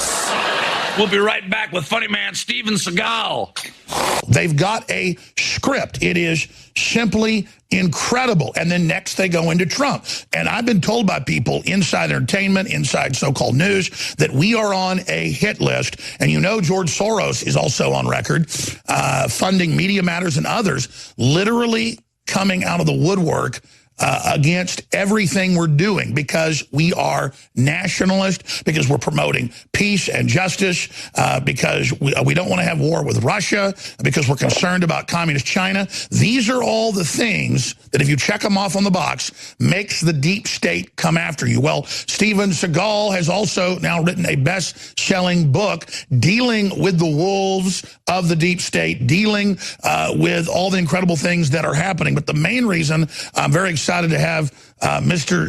Seagal on today is to deal with this incredibly clear deep state operation with Gloria Allred and her daughter, Lisa Bloom, where they go after everybody that is a nationalist, a libertarian, a conservative, anybody that is even halfway nice to President Trump.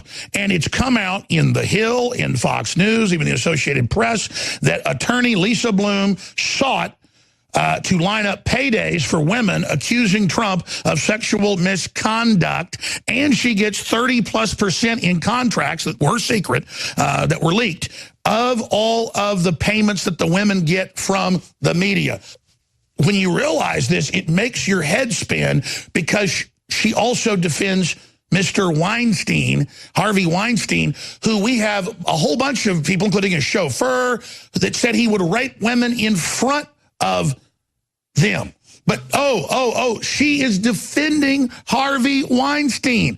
This is incredible, and they're building all this up. They admit it, to go after President Trump because it was Bill Clinton's documented improprieties with women and the settlements he made that are one of the reasons Hillary lost. So they said, what are we going to do?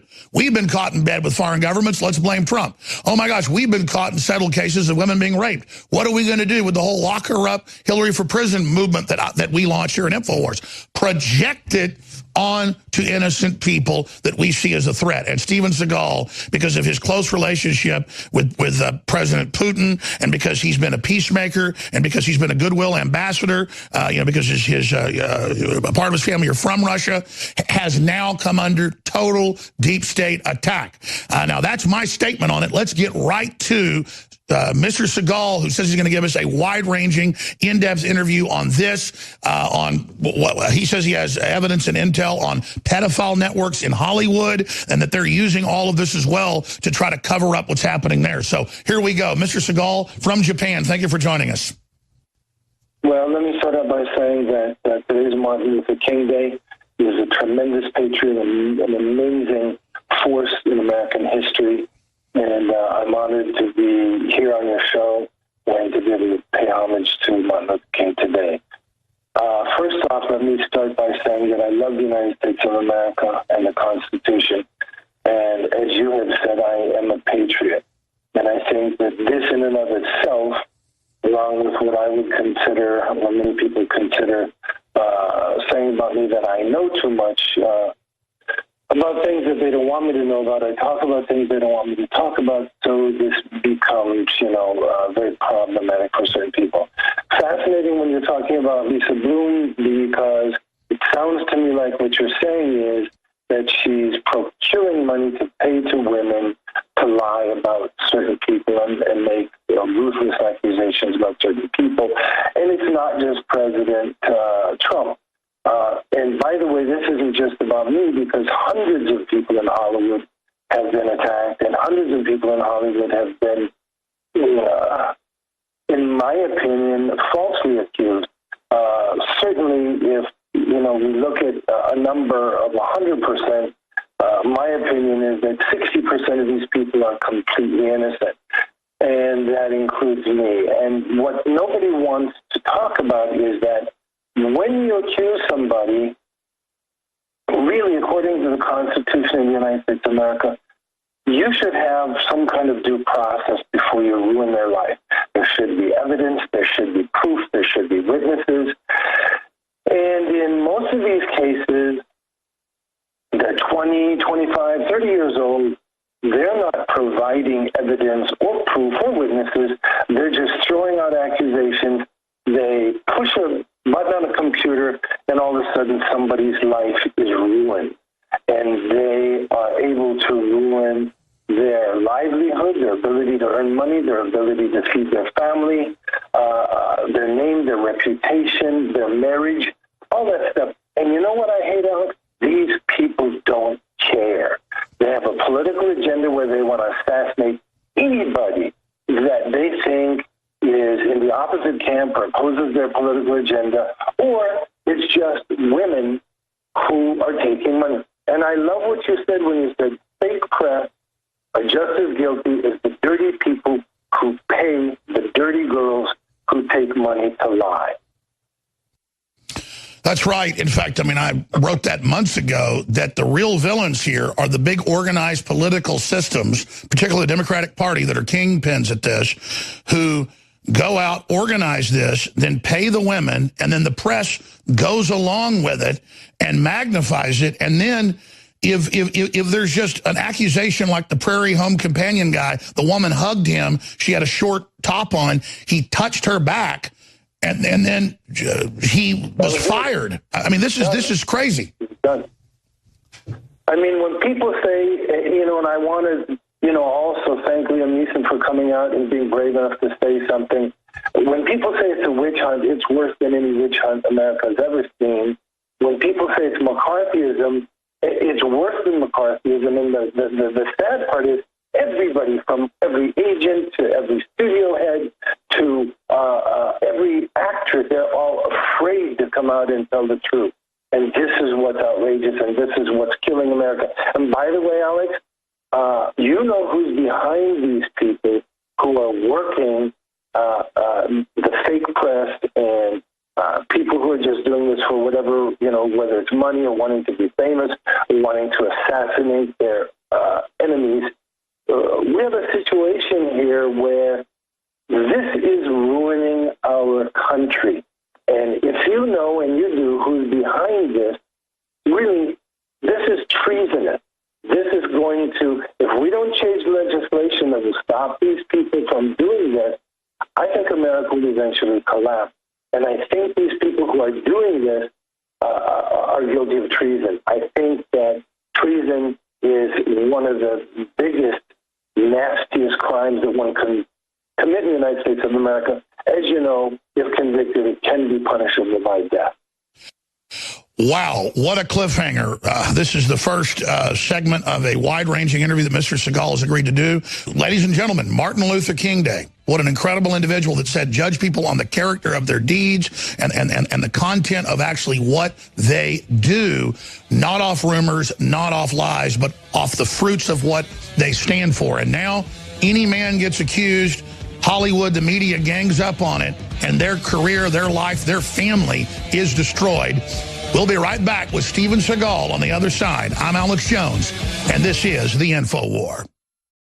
Unedited, you're going to be able to actually hear from him what he actually stands for and what he believes. I know every time I see him on U.S. or British or Russian or Japanese television, it's amazing what he's saying. And every time we play clips on the show, it's some of the most viral videos that we put out. But it's always 3, 4, 5 minutes on a show. He said he'll stay with us over an hour. So enough of Alex Jones. Let's go right back to Steven Seagal. Steven, we just left off for folks that joined us. You said this covert deep state action, which they admit they're involved in, it's in the WikiLeaks, to target the globalist enemies with fake sexual charges being directed by the most dirty system in the world, Hollywood, is threatening to bring down the country. And I think that really is their plan. Please continue with what you were saying earlier. The most genius thing that they have done is they figured out a way to control most of Hollywood. They figured out a way to control 99% of the press. Once they did that, they felt that they could control the minds and the future of most of the average citizens in the United States of America. This was a complete tragedy, and this isn't just about me. As you know, it's hundreds of people now in Hollywood and around the world, people like Richard Branson, who's done nothing but good for the United States and other countries. I mean, you know, it's hundreds of people that have been accused, and many of those people are completely and absolutely innocent. And as far as I'm concerned, almost all of them are completely innocent until you're giving them due process. And that's why I think it needs to become criminal if people wantingly and knowingly make up false things that can destroy people's lives without evidence, proof, witnesses, stuff like that. It's hundreds of people, Alex. Hundreds of people whose lives they've broken. Hundreds. Well, it's a total hysteria now. And again, it's like Liam Neeson said, if you pat a woman on the knee, you're not assaulting them. And now in some areas of the world, like Switzerland, the government's saying get a contract before you even have a relationship. Well, whatever happened to passion? I mean, whatever happened to Elvis is on the stage and young women are throwing their underwear at him? I mean, is that a form of rape? Are they raping Elvis? I mean, this is crazy. And now they're saying schools are going to... completely one-sided. It's been completely one-sided. You and I know, we have wives, we have children. I would die for a stranger if I had to. And as a police officer, any day of my life, I would have thrown my life down on the line to save the life of a child, of an innocent person, of women and children. We herald and support all the women who've really been abused. But this movement is annihilating their chances, because all of this is going to come out. And as you know, there is a whole force of people gathering around the world now putting in lots of money, lots of time. These people are going to start investigating the people who are coming after us. We're going to be coming after them. We are now investigating them. And this is something that, you know, is going to turn into, when you say, you know, Infowars, this is going to turn into a war, but it's two-way traffic now, because the people who are being paid to lie and the people who are paying them to lie are going to be exposed. Do you want to get into Hollywood and the pedophilia rings that you were telling me about over the phone now or later in the broadcast? All I can tell you is we have recently come into tremendously influential people in the United States who have money and who have power, and some of them are very high up in the government. They are all now putting together a group of people who are investigating. And I'm really wondering why every time anybody talks about the pedophilia rings in Hollywood or Washington or anywhere else in the United States, it gets buried immediately. Alex, you know this as well as I do. Our most precious asset, our most precious things in life are our children. And you know that we would die for a stranger who's a child to protect them against this kind of evil. And why is it that pedophilia in the United States is being protected and overlooked? Our children are the most precious thing we have in this life, and we are going to have to break this sort of secret, you know, protected door that everyone is hiding behind.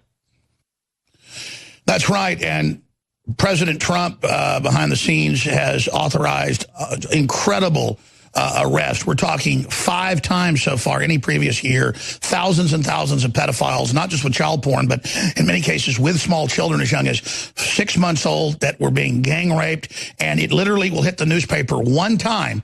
Hundreds of arrests here, dozens of arrests there, hundreds of arrests here every day. And I personally am working with members of the military and some of these operations you're talking about, who just this morning contacted me about huge raids that took place on the East Coast last night, catching them with the children. Exactly. Catching them with the children. Exactly. We are getting involved in this also. I'm not going to say too much right now, but I will say that from the deep web to Hollywood to Washington to all over the United States of America, we have people now that are looking deep. We are now blessed by being infused with people high up in the government, not just the United States of America. People are coming in and helping us in the deep web all over the United States of America. with money, with intelligence. We are gathering intelligence to pass to the right people. I'm not going to say too much about this because I'm getting highly involved in this too. And we think we're going to start to pierce that veil of evil and be able to start aiding in the apprehension and conviction of a lot of the scum that's out there. It's truly incredible. And then the president signed the executive order seizing the child trafficker money, and the media basically attacked that and ignored it as well. Gave it almost no attention. Yep.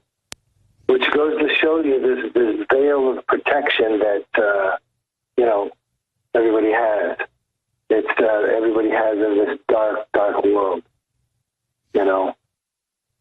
Well, President Trump tweeted that anybody that molests or hurts children needs to be executed. And we, again, have seen total, absolute record bust, not just here, but all over the world. And the group that we're working with, again, we're not going to get into all of it, but it's multinational patriots and intelligence agencies. It's groups from our most elite military forces working with local law enforcement and trying to work with the feds. And Trump is trying to get good people in place at the federal level. And they're finding that they've used the pedophilia to blackmail and take control of Congress. And that's why the deep state is fighting President Trump and many others so hard right now, because they know that this corruption is being broken up, just like Putin has tried to do in Russia. I know you're very good friends with him. When we come back from break, I'd like to get into peacemaking and why aren't we working with Russia? They're Christian, they're free market, they're reformed to many extents. Why does the deep state want us to be at war with Russia? We'll be right back with this incredible interview with Steven Seagal on the other side. And I just need your support. InfoWarsStore.com. When you buy those products, you get great products, and you fund the InfoWar. We've got a lot of big specials that are going to have to end this week on some of our best-selling supplements at InfoWarsStore.com. So whether it's the Vitamin B12 Secret 12, or whether it's the X2, or whether it's all the other great products, you make this transmission possible. InfoWarsStore.com. And we are back, ladies and gentlemen, an exclusive interview. Steven Seagal joins us from Asia via Skype. Again, if you're watching on the internet, please share the live links from Facebook, Twitter, YouTube, and more. And if you're listening to a local AM or FM station, please tell folks about the local station and the show and the live broadcast that's taking place right now so that people can actually hear from the other side. Because we have the Democratic Party on record going out offering millions of dollars to women. You've got Lisa Bloom, the lawyer, Gloria Allred's daughter, coming out, getting caught in the emails that were secret, offering even one woman, $200,000 to make accusations against the president. She gets 30+% of the money from these TV deals and from what the media pays to these women. I mean, this is incredible. And you notice it's almost always after the statute of limitations, decades later, show that people can't say, well, go put up or shut up. Go to the police. Show your evidence. No, it's always done decades ago. It is a formula. And what a house of cards. Even after this has all come out, even after the top Democratic lawyers and top Democrat pollsters and top lobbyists, not just Lisa Bloom, have been caught, have been recorded by women when they're offering them money. And that's Trump's ace in the hole. Some of these recordings have already come out where there are good women out there who do care about real victims and don't want people yelling, fire in a theater or crying wolf, so that when it really happens, people that have been abused get ignored, because the Democratic Party is basically using this as a weapon. And the reason I raised that point is Stephen, during the break we were talking, and he wanted to come back and make just that point. So I think I kind of just stole his thunder. But in your own words, Stephen, repeat what you were saying to me during the break, please, sir.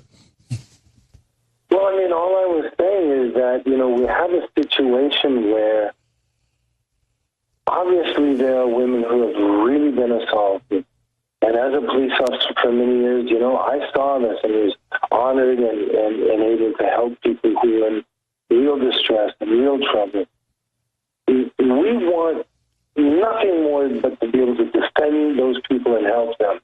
The thing that is an evil tragedy that is going on now is, like I said, people paying people to lie for their own political agenda, and because maybe they want to assassinate their enemy and destroy their name and reputation and family life and marriage and ability to earn money.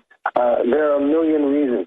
There's a woman called Michelle Milken who stood up and said, listen, when people make claims, they lie. They lie for a multitude of reasons. They lie because they want to annihilate their enemies. They lie for money. They lie because they want to become famous and get in the news. And, she said, I'm not just making this up. I'm the one who has gotten into the FBI files and Leo files and law enforcement files, and I've gone over all the statistics, and I can tell you by my research, my meticulous analytical research, I can tell you that up to 40% of these claims are fake. Well, I personally think in Hollywood right now, it's a lot bigger number. So what I'm saying is, and I've said before, what some of these people don't realize is this is part of a plan to collapse the United States of America, because if the news becomes faker and faker, we won't know. The people will not know what's real and what's really happening. If the people don't know what's really happening, what do we have, Alex? You just hit something. Don't know the truth. You just hit something that's profound. You're absolutely right. They're putting out all this fake news just to confuse everything. Mainstream media is already discredited, so now all they can do is just try to be such liars and accuse everybody else of being liars that no one is honorable anymore, or no one knows who's honorable. And so as the pedophilia comes out, and as the gay mafia in Hollywood that abuses and rapes so many men, I mean, from what I've heard in Hollywood from gay men, is that the gay mafia rapes men, abuses men. It's 2 to 1, 3 to 1, men being abused, not women. But that men won't go forward because they know people won't believe them, and people tell men just suck it up, and that it's mainly the gay mafia pushing this whole thing in Hollywood. And again, I'm not bashing gay people. There have been high-level people in Hollywood that say there is a gay mafia. Chappelle's talked about it. So many other people have talked about it, and that they're using this to basically smokescreen the abuse of men by men. Do you have any intel on that from all of your Hollywood sources? Well, the intel is coming in from now, and we're getting a lot of it. But speaking of lies, I just wanted to say something else that we've talked about, and that is Adolf Hitler said something very, very interesting. And Adolf Hitler had a publicist that said something very, very interesting.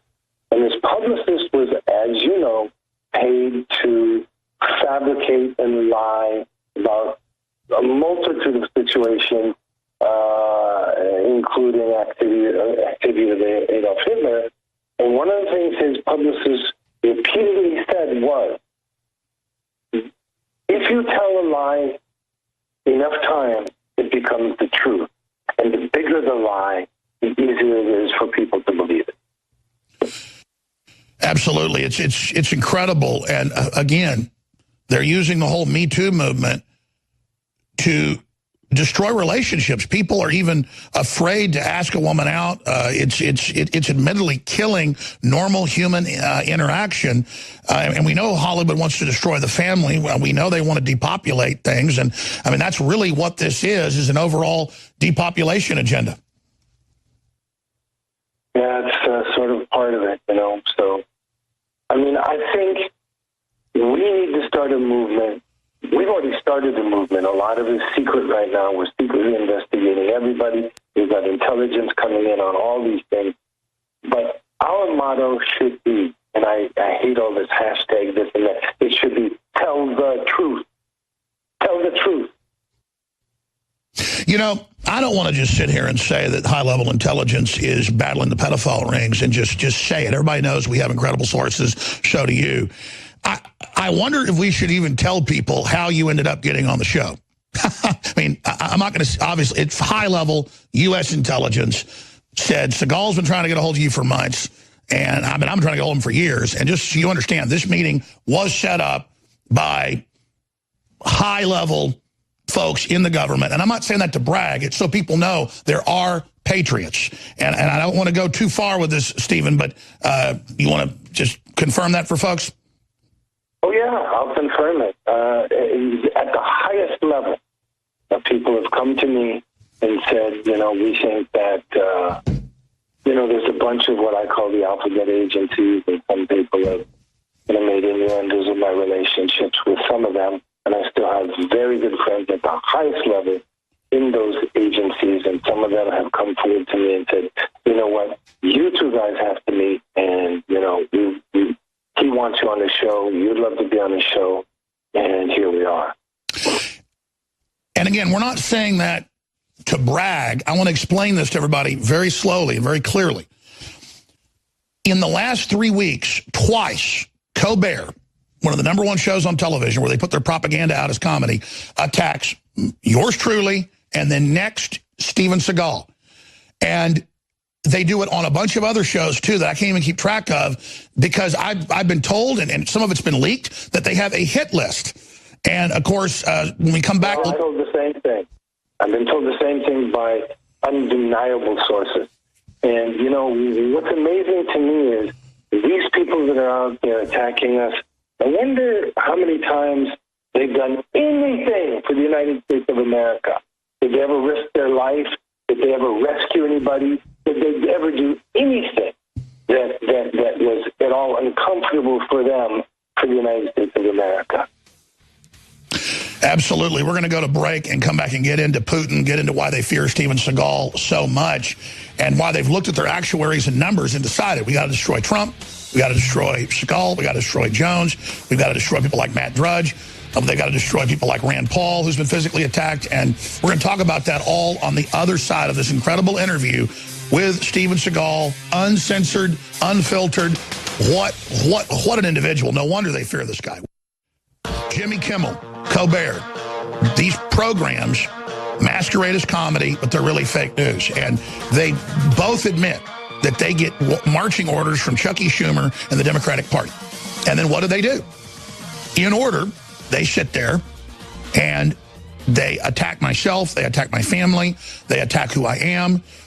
They've had Tom Brokaw say that I'm a deeply racist person, but then not show a clip when everybody knows that I protested the KKK and I support Martin Luther King Day and think he was a great man.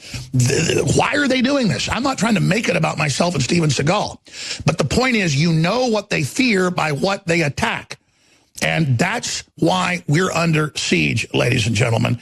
And, Mr. Seagal was mentioning the fact that for many, many years, more than a decade, he was, a sheriff's deputy, you name it. That's one of the most dangerous jobs, like a volunteer firefighter. In most of these small counties, that's all there is volunteer firefighters. I've got family that's been seriously burned and gotten smoke inhalation being a volunteer firefighter. And then people like Colbert make fun of Mr. Seagal, saying he's served this country and served this flag. Well, if you don't think firefighters and police officers serve this country just as much as our military does in many cases, you're full of crap. And again, that's why they attack people like Seagal, because they know he actually cares about the country. When people like Colbert making his little joke last week, and 2 weeks ago and a month ago, always the same joke, when he dresses up like Steven Seagal, saying Steven Seagal says he served America, though he never did it. Well, you know what? He's serving America today, defending this republic from globalists trying to take it down and standing with our president. And all of you that stand for this republic are serving this country in its darkest hours when the country's starting to come out of its coma. Now, I'm going to stop ranting because I want us to get time with Steven Seagal. Steven, I want to get into why they fear you, why they're demonizing you, why they're attacking you. Even though you've not even been that public of a person, they're coming after you. Let's get into why they fear you. I know you don't want to talk about yourself, but we talked for hours this weekend. I mean, you were nailing it. You were, so you've got the floor. We have a situation where you look at geopolitical global crisis. We are in a crisis right now. The world is in a crisis. We have to look at the geopolitical balance of power. I have always felt that Russia and America should be brothers. I've also always felt that Russia wants to be our brother. I've also always felt that there has been billions and billions of dollars put into demonizing Russia and amazing propaganda demonizing President Putin. And I think that it's an outrage, and it's not just an outrage, it's really bad for our future in the sense that if Russia and America become brothers, we have a real chance to have a greater peace in the world and a more chance of global survival. I'm always outraged when I see the kinds of things like when they say, oh, you know, I don't remember if there's 27 or 37 or 57 intelligence agencies in America all said that Russia and Putin hacked the election. Well, certainly we don't have that many. And as you know, that's been debunked. They never found any proof that I know of. And yet, you know, the public sort of believes that narrative because, as you know, those people pretty much control the press at this point. And so what kind of a great sin have I committed by wanting Russia and America to be brothers? I don't want this for myself. I want this for the world. Expanding on that, Russia helped us take out ISIS. Russia, right after 9/11, gave us the most aid of any country, sent in helicopters, you name it, to help us in Afghanistan. And again, Russia has kicked the globalist out of its country. That's why they hate it. We have the same globalist running our country right now, and that's why they hate sovereign nation states. And geopolitically, it would make perfect sense. I mean, we privately talked about the real threat here this weekend geopolitically and why the globalists have sided with another power and why they want to basically play the U.S. and Russia off against each other. Can we speak about China? Well, I mean, you know, I'll leave that to you because you've already come out and said it, but the fact of the matter is that at this point, we have a situation where people are trying, when I say people, you know who I mean, they're spending billions of dollars to make sure that America and Russia do not become allies. They fear that because they know that if Russia and America become allies, they will not be able to make America a communist one world order. That's right. And if you look at 1917, the very same globalists funded the takeover and the overthrow of the czars, and Russia has come out of 80-plus years of being under globalist rule, and that's why the globalists are so angry. They've lost Russia, now they're losing America, now the Brexit's happening. I mean, can you speak to the global phenomenon of populism we're seeing? Well, I mean, you know, right now, as I said, we are in a very, very precarious situation. After we annihilated Libya, we annihilated the buffer zone that we had because Gaddafi controlled the tribes, and you know, once Gaddafi was gone, those tribes kind of created ISIS, and all of a sudden, you know, we have the situation where you have all of these quote unquote refugees coming into Europe. Europe is I don't want to say almost gone, but they're in a tremendously difficult situation. Germany, I don't think will ever be the same, and I think within 4 or 5 years it will be, you know, it won't be the Germany that anybody knew. So Europe is now, you know, kind of on a slippery slope that I don't see how they'll ever be able to climb back up. And, you know, the Middle East is a complete mess. And now we have a situation where every time our president, who was democratically elected, tries to make any kind of a move anywhere, there are people who are and agencies who are spending every bit of time and effort and money they can to thwart anything he wants to do. So it's really crippling our ability to be able to get out there and get involved in the balance of power. Well, exactly. And you have Chucky Schumer saying the intelligence agencies have 7 ways to Sunday to get back at the president. You've got Phil Mudd, the former deputy director of the CIA, saying we're going to kill the president on CNN. This wouldn't be put up with anywhere. You've got the deep state admittedly illegally spying on the president, then lying about it. You've got this whole Russiagate thing with these Democrat FBI agents at the top, all caught trying to frame the president in their emails. I mean, they are so arrogant. They are so wild. They are so brazen.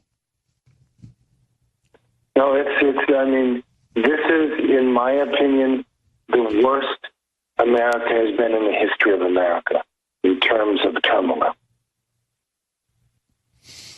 You're absolutely right. We're going to go to break and start the next hour. And then I probably got 20 pages of notes that I wrote while we were talking this weekend. But I want to just go into different angles on this, how we defeat the deep state.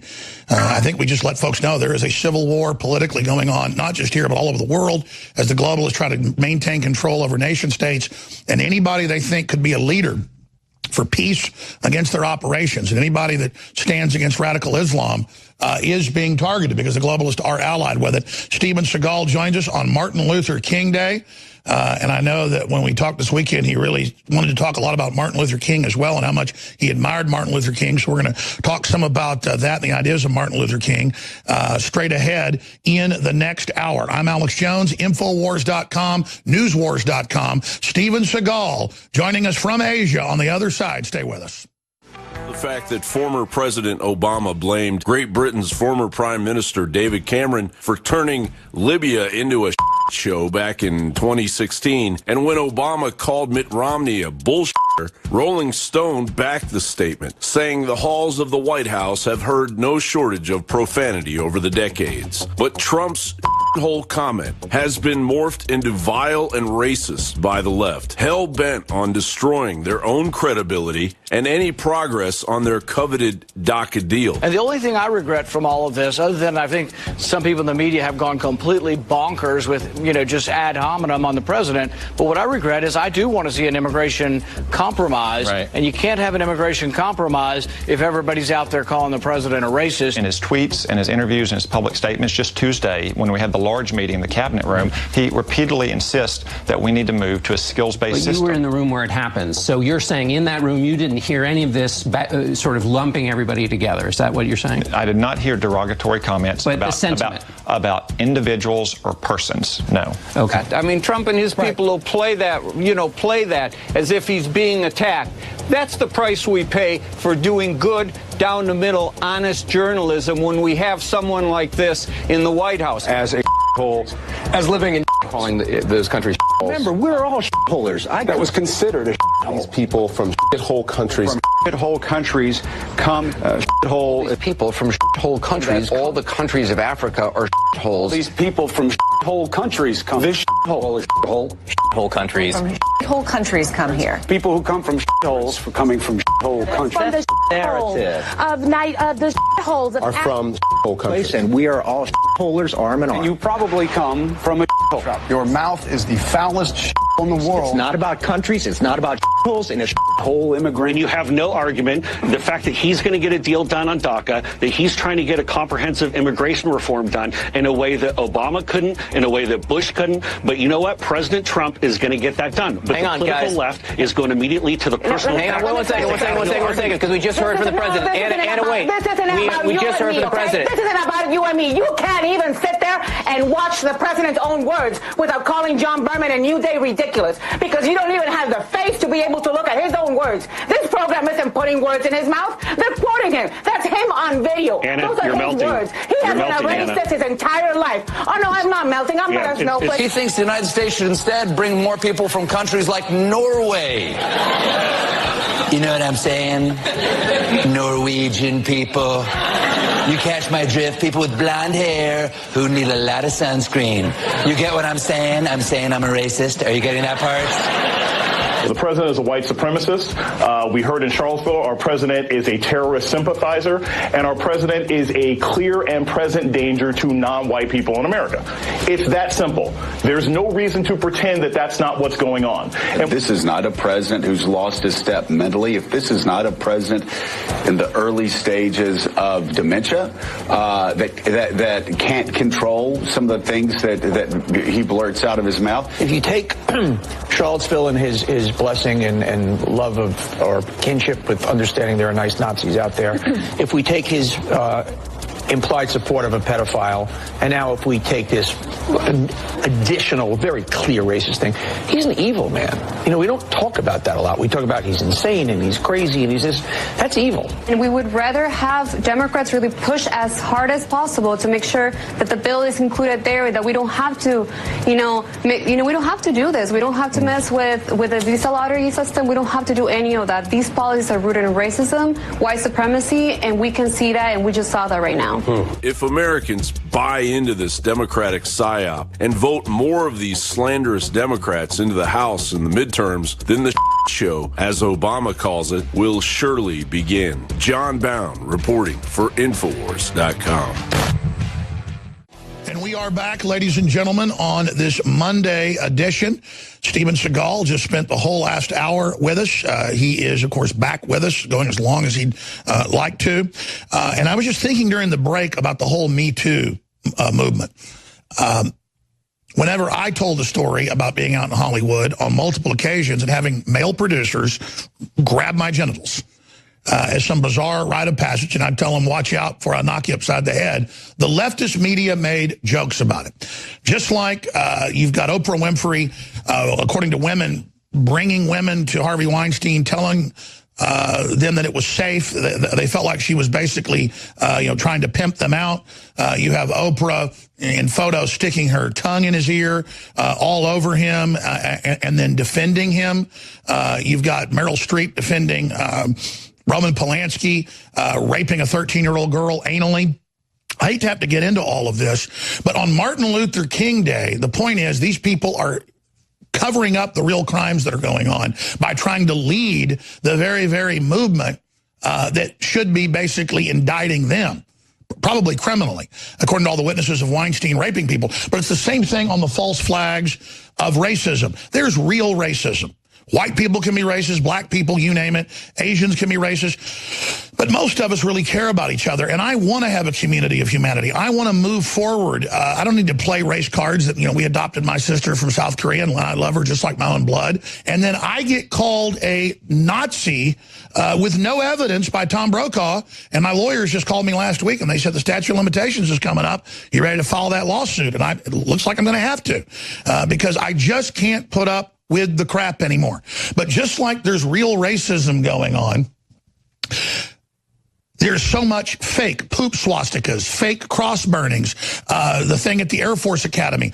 They're reporting that over 99% of the modern race hate crimes that go on are now turning out to be false flags by the left to invoke race in this country and get us all at each other's throats. Just like the documents that came out last week that they haven't denied from the Soros group trying to fund Antifa to cause riots in 2015 to trigger nationwide race war so that Obama could have martial law. And those documents came out. And they have full-page ads now calling for the same stuff in the New York Times. So this is grave, and what Steven Seagal is talking about and what the Patriots and U.S. intelligence have asked us to come on air and talk about, this is serious, and we are striking back, and we are exposing the fact that the left is invoking race. The left is invoking sexism and all this as a smokescreen for their own activities and to turn us all against each other in a divide and conquer strategy. So Steven Seagal joins us, but I mean, obviously you follow the news. Every time it seems somebody writes racist stuff on a dorm or somebody burns a cross in a yard, it turns out the left is doing it. That's like when the Jewish cemeteries were getting vandalized, the Jewish centers. Trump said, hey, this is probably staged. And they went, oh, you're an anti-Semite, even though he loves Jews and loves Israel, and his daughter's married to a prominent Orthodox Jewish man, Jared Kushner. I mean, it's just insane when they sit there and they use all this and then they continue to get caught. So with your background and also in law enforcement and all of it, I mean, it's clear they're trying to do this. Do you think it's working, and what can you add to that? Well, I mean, you know, unfortunately, it is working in the sense that, and I'm going to go back to this and repeat myself, once these people figured out a way to control most of Hollywood and control most of the press, this became a crippling blow to America. Because at that point, nobody knows the truth anymore. Nobody knows what's real and what's not. Our press is highly censored and highly manipulated. Our news is highly censored and highly manipulated. And so when you have a situation like that, when the average citizen in the United States of America doesn't really know what's true and what's not, they have to develop a real special kind of savvy, by reading between the lines. And we're in a situation now where I can't think of any news network that is really telling the truth all the time. Can you? No, I can't. And that's why they're just so scared of Drudge Report or Infowars or an individual like you, because they don't like what we're saying, because we're simply pointing the elephant out in the room. Yeah, exactly. Yeah. There's a lot of other ways. We were talking this weekend, your book, your novel, The Way of the Shadow Wolves, the Deep State and the Hijacking of America. I mean, that's exactly what's happening. I've ordered the book. I haven't read it yet. I noticed that it went to close to #1 on Amazon, and then suddenly, and this has been in the news, they do this, they put fake reviews up on the top and remove your good reviews and basically drive them down and remove your stars. They admit Netflix does this to people they don't like. I mean, they're just rigging everything. Yeah, we caught them doing that. We had all these great reviews that were with what we call verified purchases. And all of a sudden, one night, maybe 3, 4, 5, 6 weeks after the book had come out, between 3 o'clock in the morning and 6 o'clock in the morning, there were 30 bad reviews that came out at the same time. And then we knew.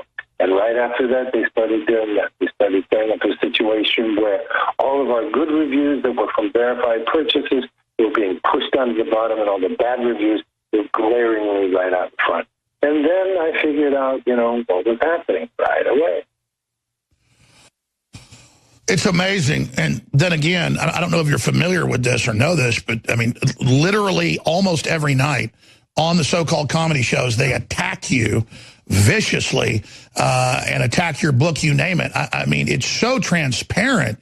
I mean, I know it's probably rough on you. It happens to me too, but isn't it deep down kind of something that you're honored to know that these really bad people don't like you, Steven Seagal? Well, it's kind of like Joe Arpaio once said to me. I remember we were searching for a very, very bad guy, and nobody could find him, and I found this guy and was able to arrest him. We sat down with a private conversation, and he said to me, Stephen, I know all these people are coming for me. I know they hate me. But he said, you know me very well. You know what I am. And he said, but all these people that hate me, whether they win or lose and crucifying me or derailing me or kicking me out, I want you to know that many of this ilk of people who hate me, I consider a badge of honor. Absolutely. And the cowards that go along with the mainstream media and are intimidated by this, they don't know what it's like to actually be in the arena. And, you've been a guy in the arena, and again, I'm not kissing your ass. It's true. People that are willing to go up against Hollywood, go up against the media, that's what it's all about. And that's the type of trailblazing that allows us to even have any type of civilization. I think we're starting to turn the tide, though. Globally, nationalism, sovereignty, mainstream media is in trouble. Hollywood's falling apart. I mean, I think we're seeing the beginning of the death throes here. I mean, like I said, it's now going to be two-way traffic, because even somebody thinks, paying somebody to lie is legal. There is some stuff that we're looking at that we think is criminal. And by the way, treason is criminal.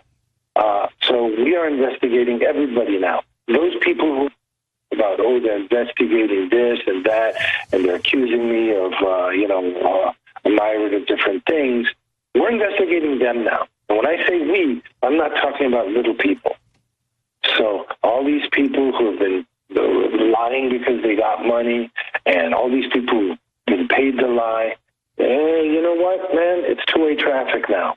There is a movement, and that movement is not just in America, it's all over the world. There are thousands, if not hundreds of thousands of people, I think it's hundreds of thousands of people, who really, really resent what these people have done to America. Oh, I think it's tens of millions just in the United States and globally. That's what they really fear, is the global leadership of people like yourself and Vladimir Putin and Donald Trump just promoting sovereignty, promoting free market, promoting coming together. I mean, that's all Trump does. And then they take things out of context. They lie. They just do anything they can to try to stop us getting control of our nations again. We've got more straight ahead. I've got even other key questions with the one, the only Steven Seagal. I'm Alex Jones, Infowars.com. There aren't a lot of people out there that I can say are my peers when it comes to going through the meat grinder of Hollywood and the globalists and the lies they spew. And I know for a fact they've had PIs and so-called journalists living in Austin for 2 years, going around trying to find somebody to make something up. And by the grace of God, they haven't been successful. But when you experience this, and you experience them trying to make you an example to scare all the sheeple, and then you see other people that are being persecuted, you respect people that have skin in the game, and they become folks that are right there in the trenches with you.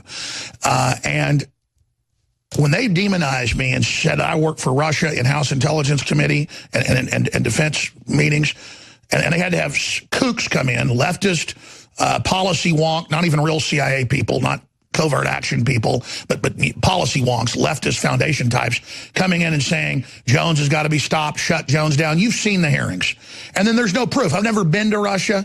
I'd like to go, but at the same time, it made me pay more attention to Russia and really hear what Putin says and watch these 3-hour press conferences he gives.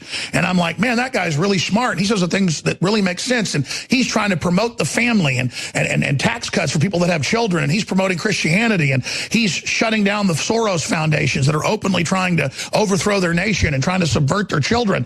And that's what we should be doing. My God, we have Soros documents where they're trying to cause race war and martial law. You see what they're doing. These people are incredible dirtbags. And that's why I'm here today standing up against this garbage, because it covers up for the real racism. It covers up for the real sexual abuse that goes on. And it's a bunch of pedophiles in Hollywood trying to cover their butts right now because they know there's an awakening. They know we're angry. They know we're upset. And they want to direct us in on ourselves. But I'm telling them, you see nationalism rising, you see humanity awakening, and as Steven Seagal said, it's a two-way street now, and the sleeping giant has awoken. Steven, I know you've got a lot to say, and a lot of points we haven't gotten to yet, but just recapping all of this, let's get into Vladimir Putin and why they fear him so much, and why do they hate Trump so much as well, from your research and also personal knowledge. Well, I mean, I'll just give you an example. Don't you think it's interesting that with ISIS, for example, do you think, I mean, ISIS is almost annihilated now. Who do you think did that? And how do you think it got done? And how many billions of dollars was spent doing it? I mean, 90% of getting rid of ISIS, as far as I know, was Russia and Vladimir Putin. Am I wrong? It's probably over 90%. Yeah, exactly, 99%. So, you know, those people who are worried about their way of life and their religion and the way they live and it being protected from people who are slaughtering women and children and Muslims and Christians and anyone, anywhere they can, you know, there's one man who did more to annihilate them than anybody, and that's Vladimir Putin and Russia. And so I just wonder, you know, what it is that people, what do they want to believe when they're being told all these things about him that are negative? I mean, the fact of the matter is, somebody, I forget who it was, they said, yeah, Vladimir Putin, he's this kind of a terrible, rotten person. I mean, let's face it, he was head of the KGB. Oh, that's right. That must make him terrible. And wasn't George Bush head of the CIA? So what's the difference? You know what I mean? It's just hilarious how these people think. Well, continue, because I mean, you're a humble guy, but you're really good friends with Putin. And, you know, if Putin was promoting communism, if Putin was anti-Christian, if he was promoting radical Islam, I mean, Europe is openly flooding itself with 80% military-age men, 10 million plus. They want to bring in another 10 million. And Eastern Europe and Putin, because they got invaded so much during the jihads, and of course the Crusades were a response to that now he's the bad guy, when it's, until Trump came along, it's only been Putin standing up to radical Islam. Those are my words exactly. I mean, I think that's what I just said. And, you know, I literally talk to people on the street or wherever I go. Sometimes people say, well, you know, Russia, I mean, you can walk down the street and you can be kidnapped immediately. And it's this dangerous place where there are goats running down the street and people, you know, still, use a horse and buggy. It's like, wow, you know, there's this kind of propaganda, and the propaganda is actually working. The fact of the matter is, you know, Russia's a very, very educated country. They have some of the best medical education in the world. They are very, very cultured. They have some of the best musicians in the world. They have the Bolshoi Ballet, probably the best ballerinas in the world. They have amazing medical system. They are very educated, very, very nice, polite people. Russia is one of the nicest places you could ever go. And some of the best scientists. And we can all benefit from this friendship, because if Russia and America get together and become brothers, there's no stopping us. We can be, you know, a force in the world and have the greatest security and the greatest peacemaking capability on Earth. And that's all I've ever tried to do, and for that I'm being demonized, you know, so it's funny. Listen, I know you don't want to wade into a whole other fight, but we know what's really going on. We talked about geopolitically, China has bought up Hollywood. It's bought up most of the companies. It's China trying to censor things. It's China manipulating things through the Democratic Party particularly. And that's the real wedge there. People think China and Russia are close. That's actually historically not the case. And so for people that don't understand geopolitically who wants this wedge, can you give people your perspective, not on the Chinese people, but on the Chinese communist leadership? Well, I mean, they are brilliant strategists, as you know. Some of the best in the world. And when they do strategy and look at geopolitical strategy, they don't, like some people in some countries, they don't look at today or tomorrow or next week or next month or next year. For a long, long time, they're looking 50 years ahead, 100 years ahead, 200 years ahead. And they've come up with a genius strategy, which is basically the point that they're at right now. They have tremendous assets, tremendous financial assets, and tremendous financial power. And basically their strategy is to buy into everything and own everything they can. Therefore, they feel that at this point they will be able to control what they own, and rightfully so. So, you know, I'm not condemning them or anything else. I'm just saying that they're brilliant strategists and have set up a situation where they are able to enter into any of the countries out there in the world, almost any, and do very, very well because of their strategy. That's right, and now they've bought up most of our debt. They've got 97% of rare earth minerals. I mean, you talk about who's taking us over. The point is it's not Russia, it's China. And ladies and gentlemen, we are back with the final segment with Steven Seagal. He's been on with us for, what, an hour and a half or so. And again, I have been through some of the same stuff he's been through. I've experienced it. I sit there and I watch the news. I watch comedy shows. They attack me, then they attack Steven in order. And we've shown you the clips. We'll show some more clips of it.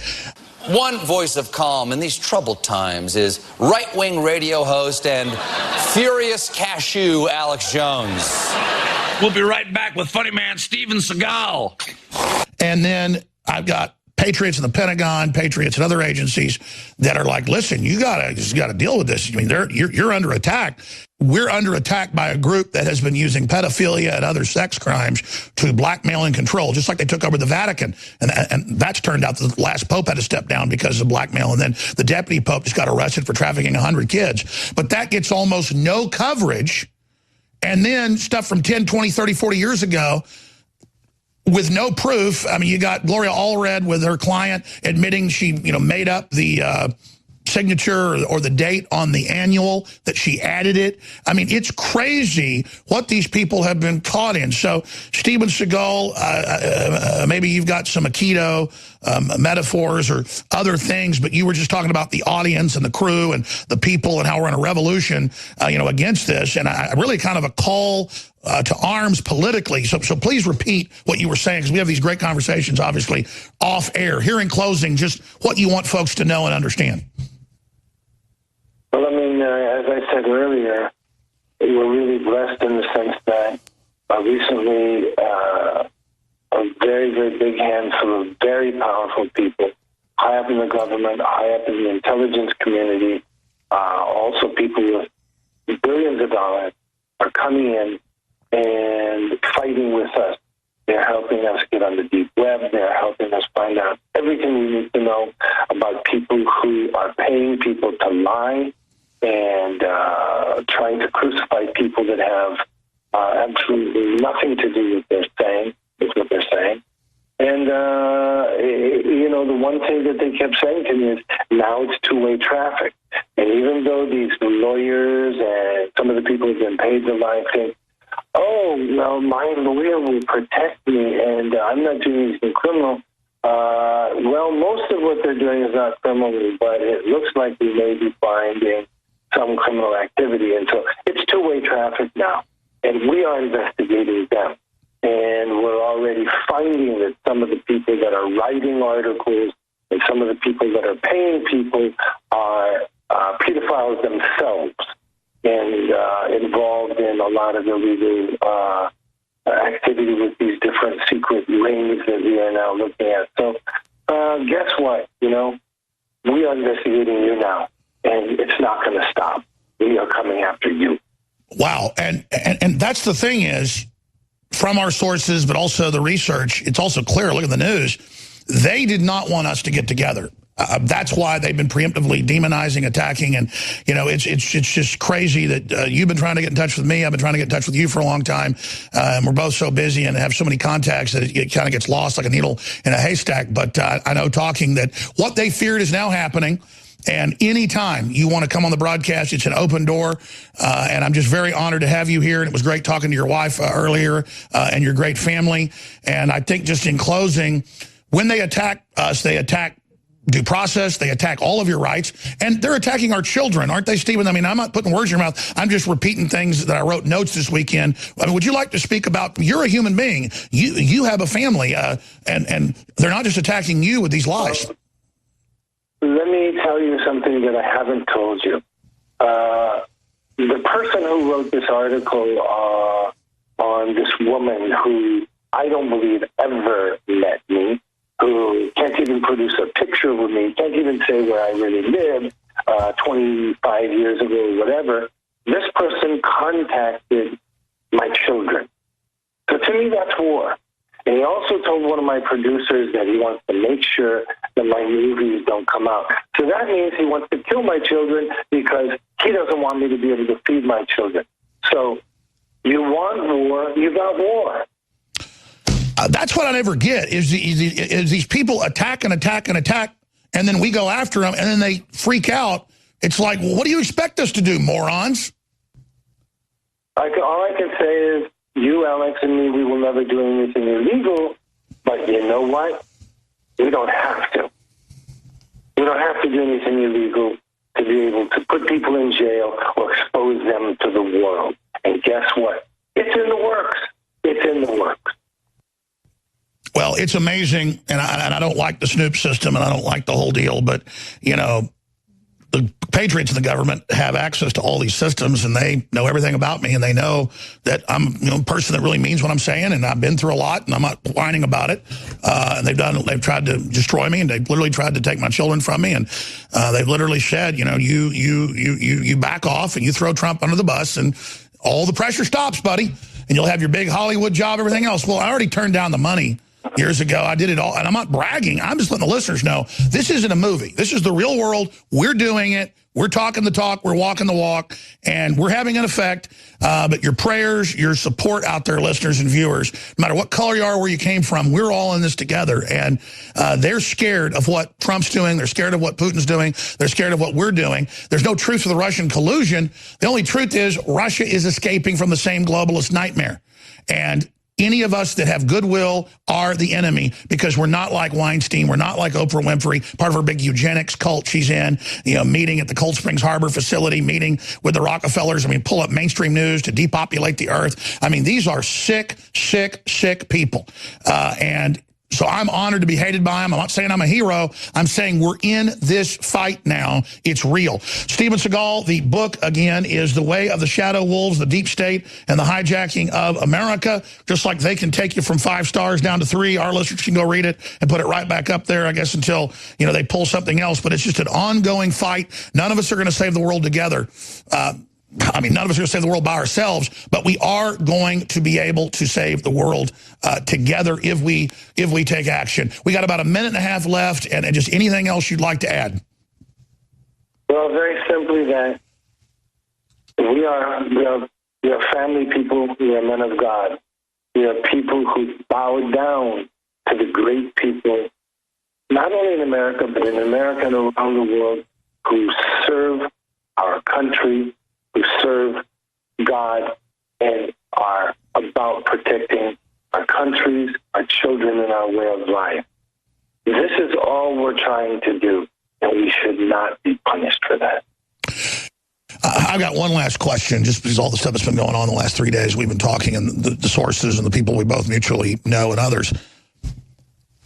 You know, you've obviously gone out and been a deputy and been on all these raids and, you know, have served your country. The media makes fun of that because they're evil and because they invert reality. But I know huge movie stars and you know, you've been at the top of the box office, #1 movies many times.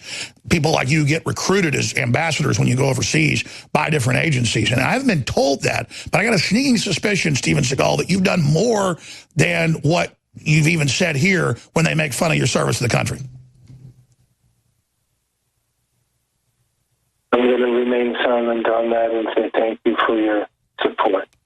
All right. Thank you so much, Steven Seagal. We're going to go to break. I'm going to say bye to you here. I know it's late over there in Asia where you are. But again, ladies and gentlemen, we appreciate Steven Seagal spending so much time with us today. I'm Alex Jones with Infowars.com and Newswars.com, and we need your support. We got big specials at InfoWarsStore.com. Without you, they will be able to shut us down, cut our sponsors off, and sue us into the ground. But because of you, like the Phoenix, we are reborn and rebuilt every day. So we need your commitment. We're committed to you. InfoWarsStore.com. Go there today. Water filters, non-GMO heirloom seeds, the best air purifiers, the best supplements, Patriot apparel. We need your financial support. But whatever you do, pray for us and spread the articles and the videos. It makes the globalists so upset as they try to censor and control civilization and society. InfoWarsStore.com. We'll be right back, ladies and gentlemen. This has been the extended uncensored interview, actually hearing from Steven Seagal. I don't think he's ever done an interview like this, and this was destined to happen. So I want to thank the Patriots and the Pentagon and the CIA and everybody that are Patriots on the inside for getting through all the obstacles and making sure that we got connected so we could fight for this republic. There's a war going on for the future of the world, not just America. Join us, the White Hats, today, and we can turn this whole thing around. Ladies and gentlemen, you've got Jack Posobiec closing out the fourth hour. Huge interview with Steven Seagal that got played earlier. I hope everybody really enjoyed that and everything he had to say, all the things that he was able to reveal. Well, it's happened again, folks. The mainstream media is attacking yours truly all weekend. The attacks have been coming, article after article after article. And what did I do? What happened, you say? Why did the mainstream media feel the need to write all of these articles attacking Jack Posobiec, former Navy intelligence officer, everything else that I do to fight for our freedom in this country? Well, I had the audacity to get retweeted again by the President of the United States. That's right. So late on Saturday, I'm sitting at home with Tanya, and I get my phone starts blowing up. I said, what's going on? What's everything going on here? And what happened was the President of the United States, again, went to my Twitter account, saw something that I had tweeted up, and I'll walk you through that in a second, and decided to retweet it out to his millions of followers to let people know the truth. Because, folks, the President of the United States, President Trump, he is watching us. He is watching what we're saying. He's watching what we're writing. He's gotten direct line to us. And when he sees something that we're putting out there, when we tell you we have sources, when we tell you that we're talking to people at the highest levels, there you go. There's your proof positive. President of the United States. So what was the retweet? What was it all about? Well, what he retweeted was something about Dick Durbin. Now, Dick Durbin, earlier in the week, and we've got a video here for you, he said that the president was a racist for using the term chain migration in terms of the DACA debate. So I think we've got that clip, and let's play it up here. What Senator Dick Durbin said about the president using a racist term, chain migration, according to Mr. Durbin. When it came to the issue of, quote, chain migration, I said to the president, do you realize how painful that term is to so many people? African Americans believe that they migrated to America in chains. And when you speak about chain migration, it hurts them personally. And he said, oh, that's a good line. Now, this is Dick Durbin, the same person who once referred to U.S. troops as Nazis. To this day, whenever someone brings up that guy's name to me, that scumbag, I always remember the fact that he referred to the U.S. military as Nazis. But it got me to thinking. Chain migration's been a term that's been around for years and years. So I went to the C-SPAN archive, and sure enough, look who I found using the term chain migration just a few years ago. The DREAM Act would not allow what is known as chain migration. In fact, DREAM Act students would have very limited ability to sponsor their family members for legal status. So right there, you've got it. Dick Durbin himself using the term that he claims was completely a racist invention of Donald Trump. Maybe Trump got the term from Dick Durbin himself. So when I put that tweet out on Saturday afternoon, the president down at Mar-a-Lago saw that and said, you know what? Boom, that's a retweet, because it was just too good. Because we caught him. We completely caught him. We got it. Liar, liar, pants on fire with this guy, Dick Durbin. Now he's calling the president a racist.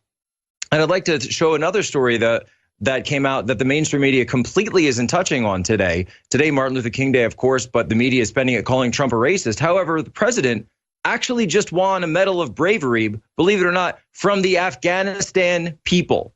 The people of Afghanistan just awarded our president a Medal of Bravery for calling out Pakistan and their harboring of terrorism and everything that they've done to support these groups or facilitate these groups. Of course, we know that Osama bin Laden was harbored in Pakistan, not far from one of their military academies, right in Abbottabad. So the Afghan people just awarded a bravery medal to our president. Not exactly something that you'd hear from a racist. Actually, he's awarded by the Afghan people. You know what's funny is because they gave Barack Obama the Nobel Peace Prize for doing nothing, President Trump receives awards from actually the people of Afghanistan, not the United Nations, not these global elites, not the Nobel Committee. No, the people of Afghanistan just awarded him a medal. But you're not going to hear that. You're not going to hear that on CNN. You're not going to hear that on MSNBC.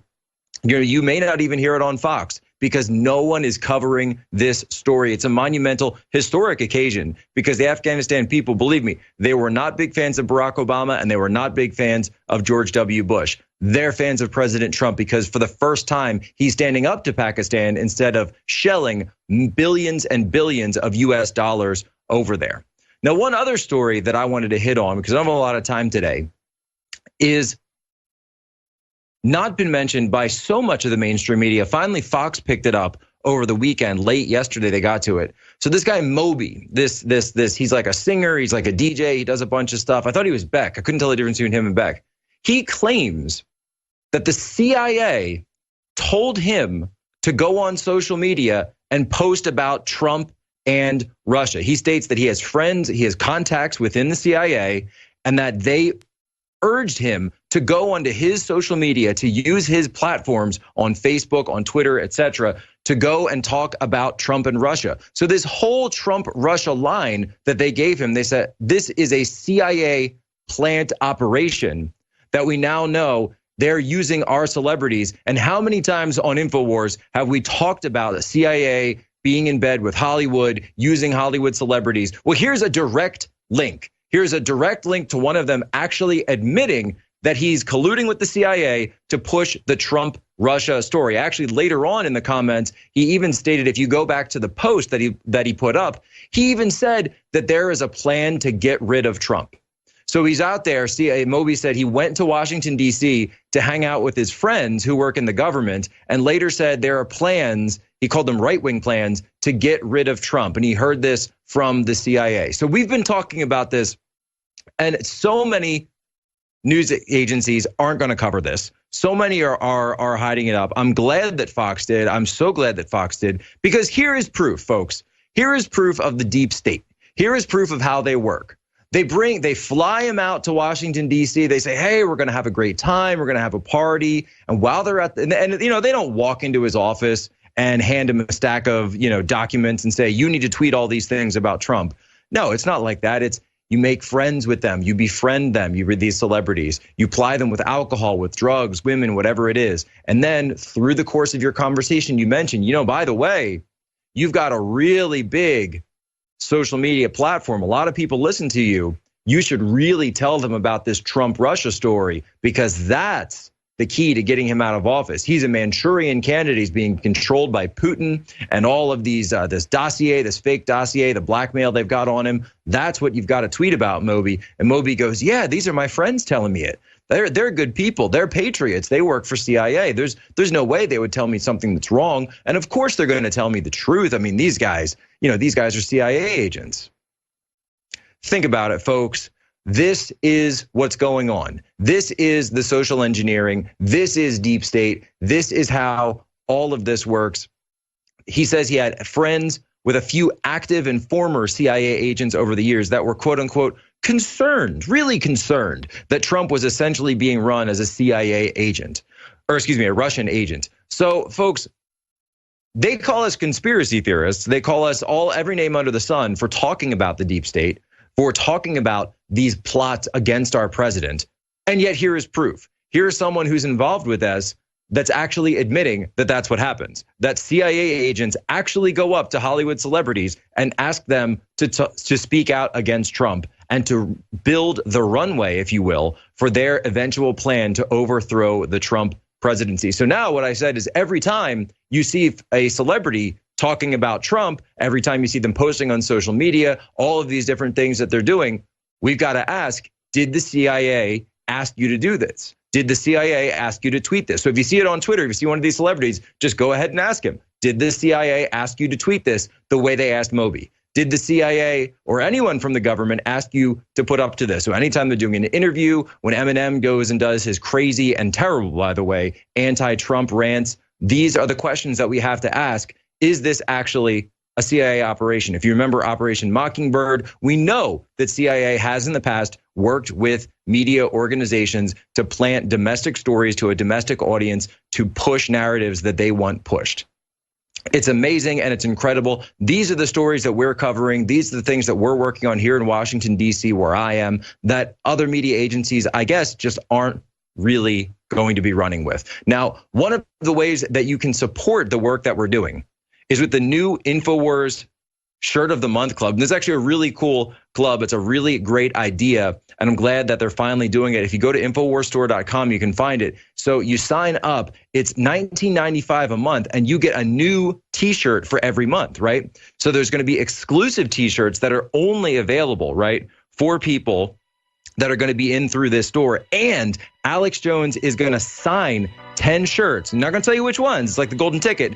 But 10 shirts at random are going to be signed and sent out. So you might, if you join the Infowars Shirt of the Month Club, get a signed shirt from Alex himself. And this is the first one that came out, Won't Tread on Me, with the black and red, of course, that classic rattlesnake, the symbol of our country, the symbol of America. This is the way you can help support us. This is the way that you can help support the Info.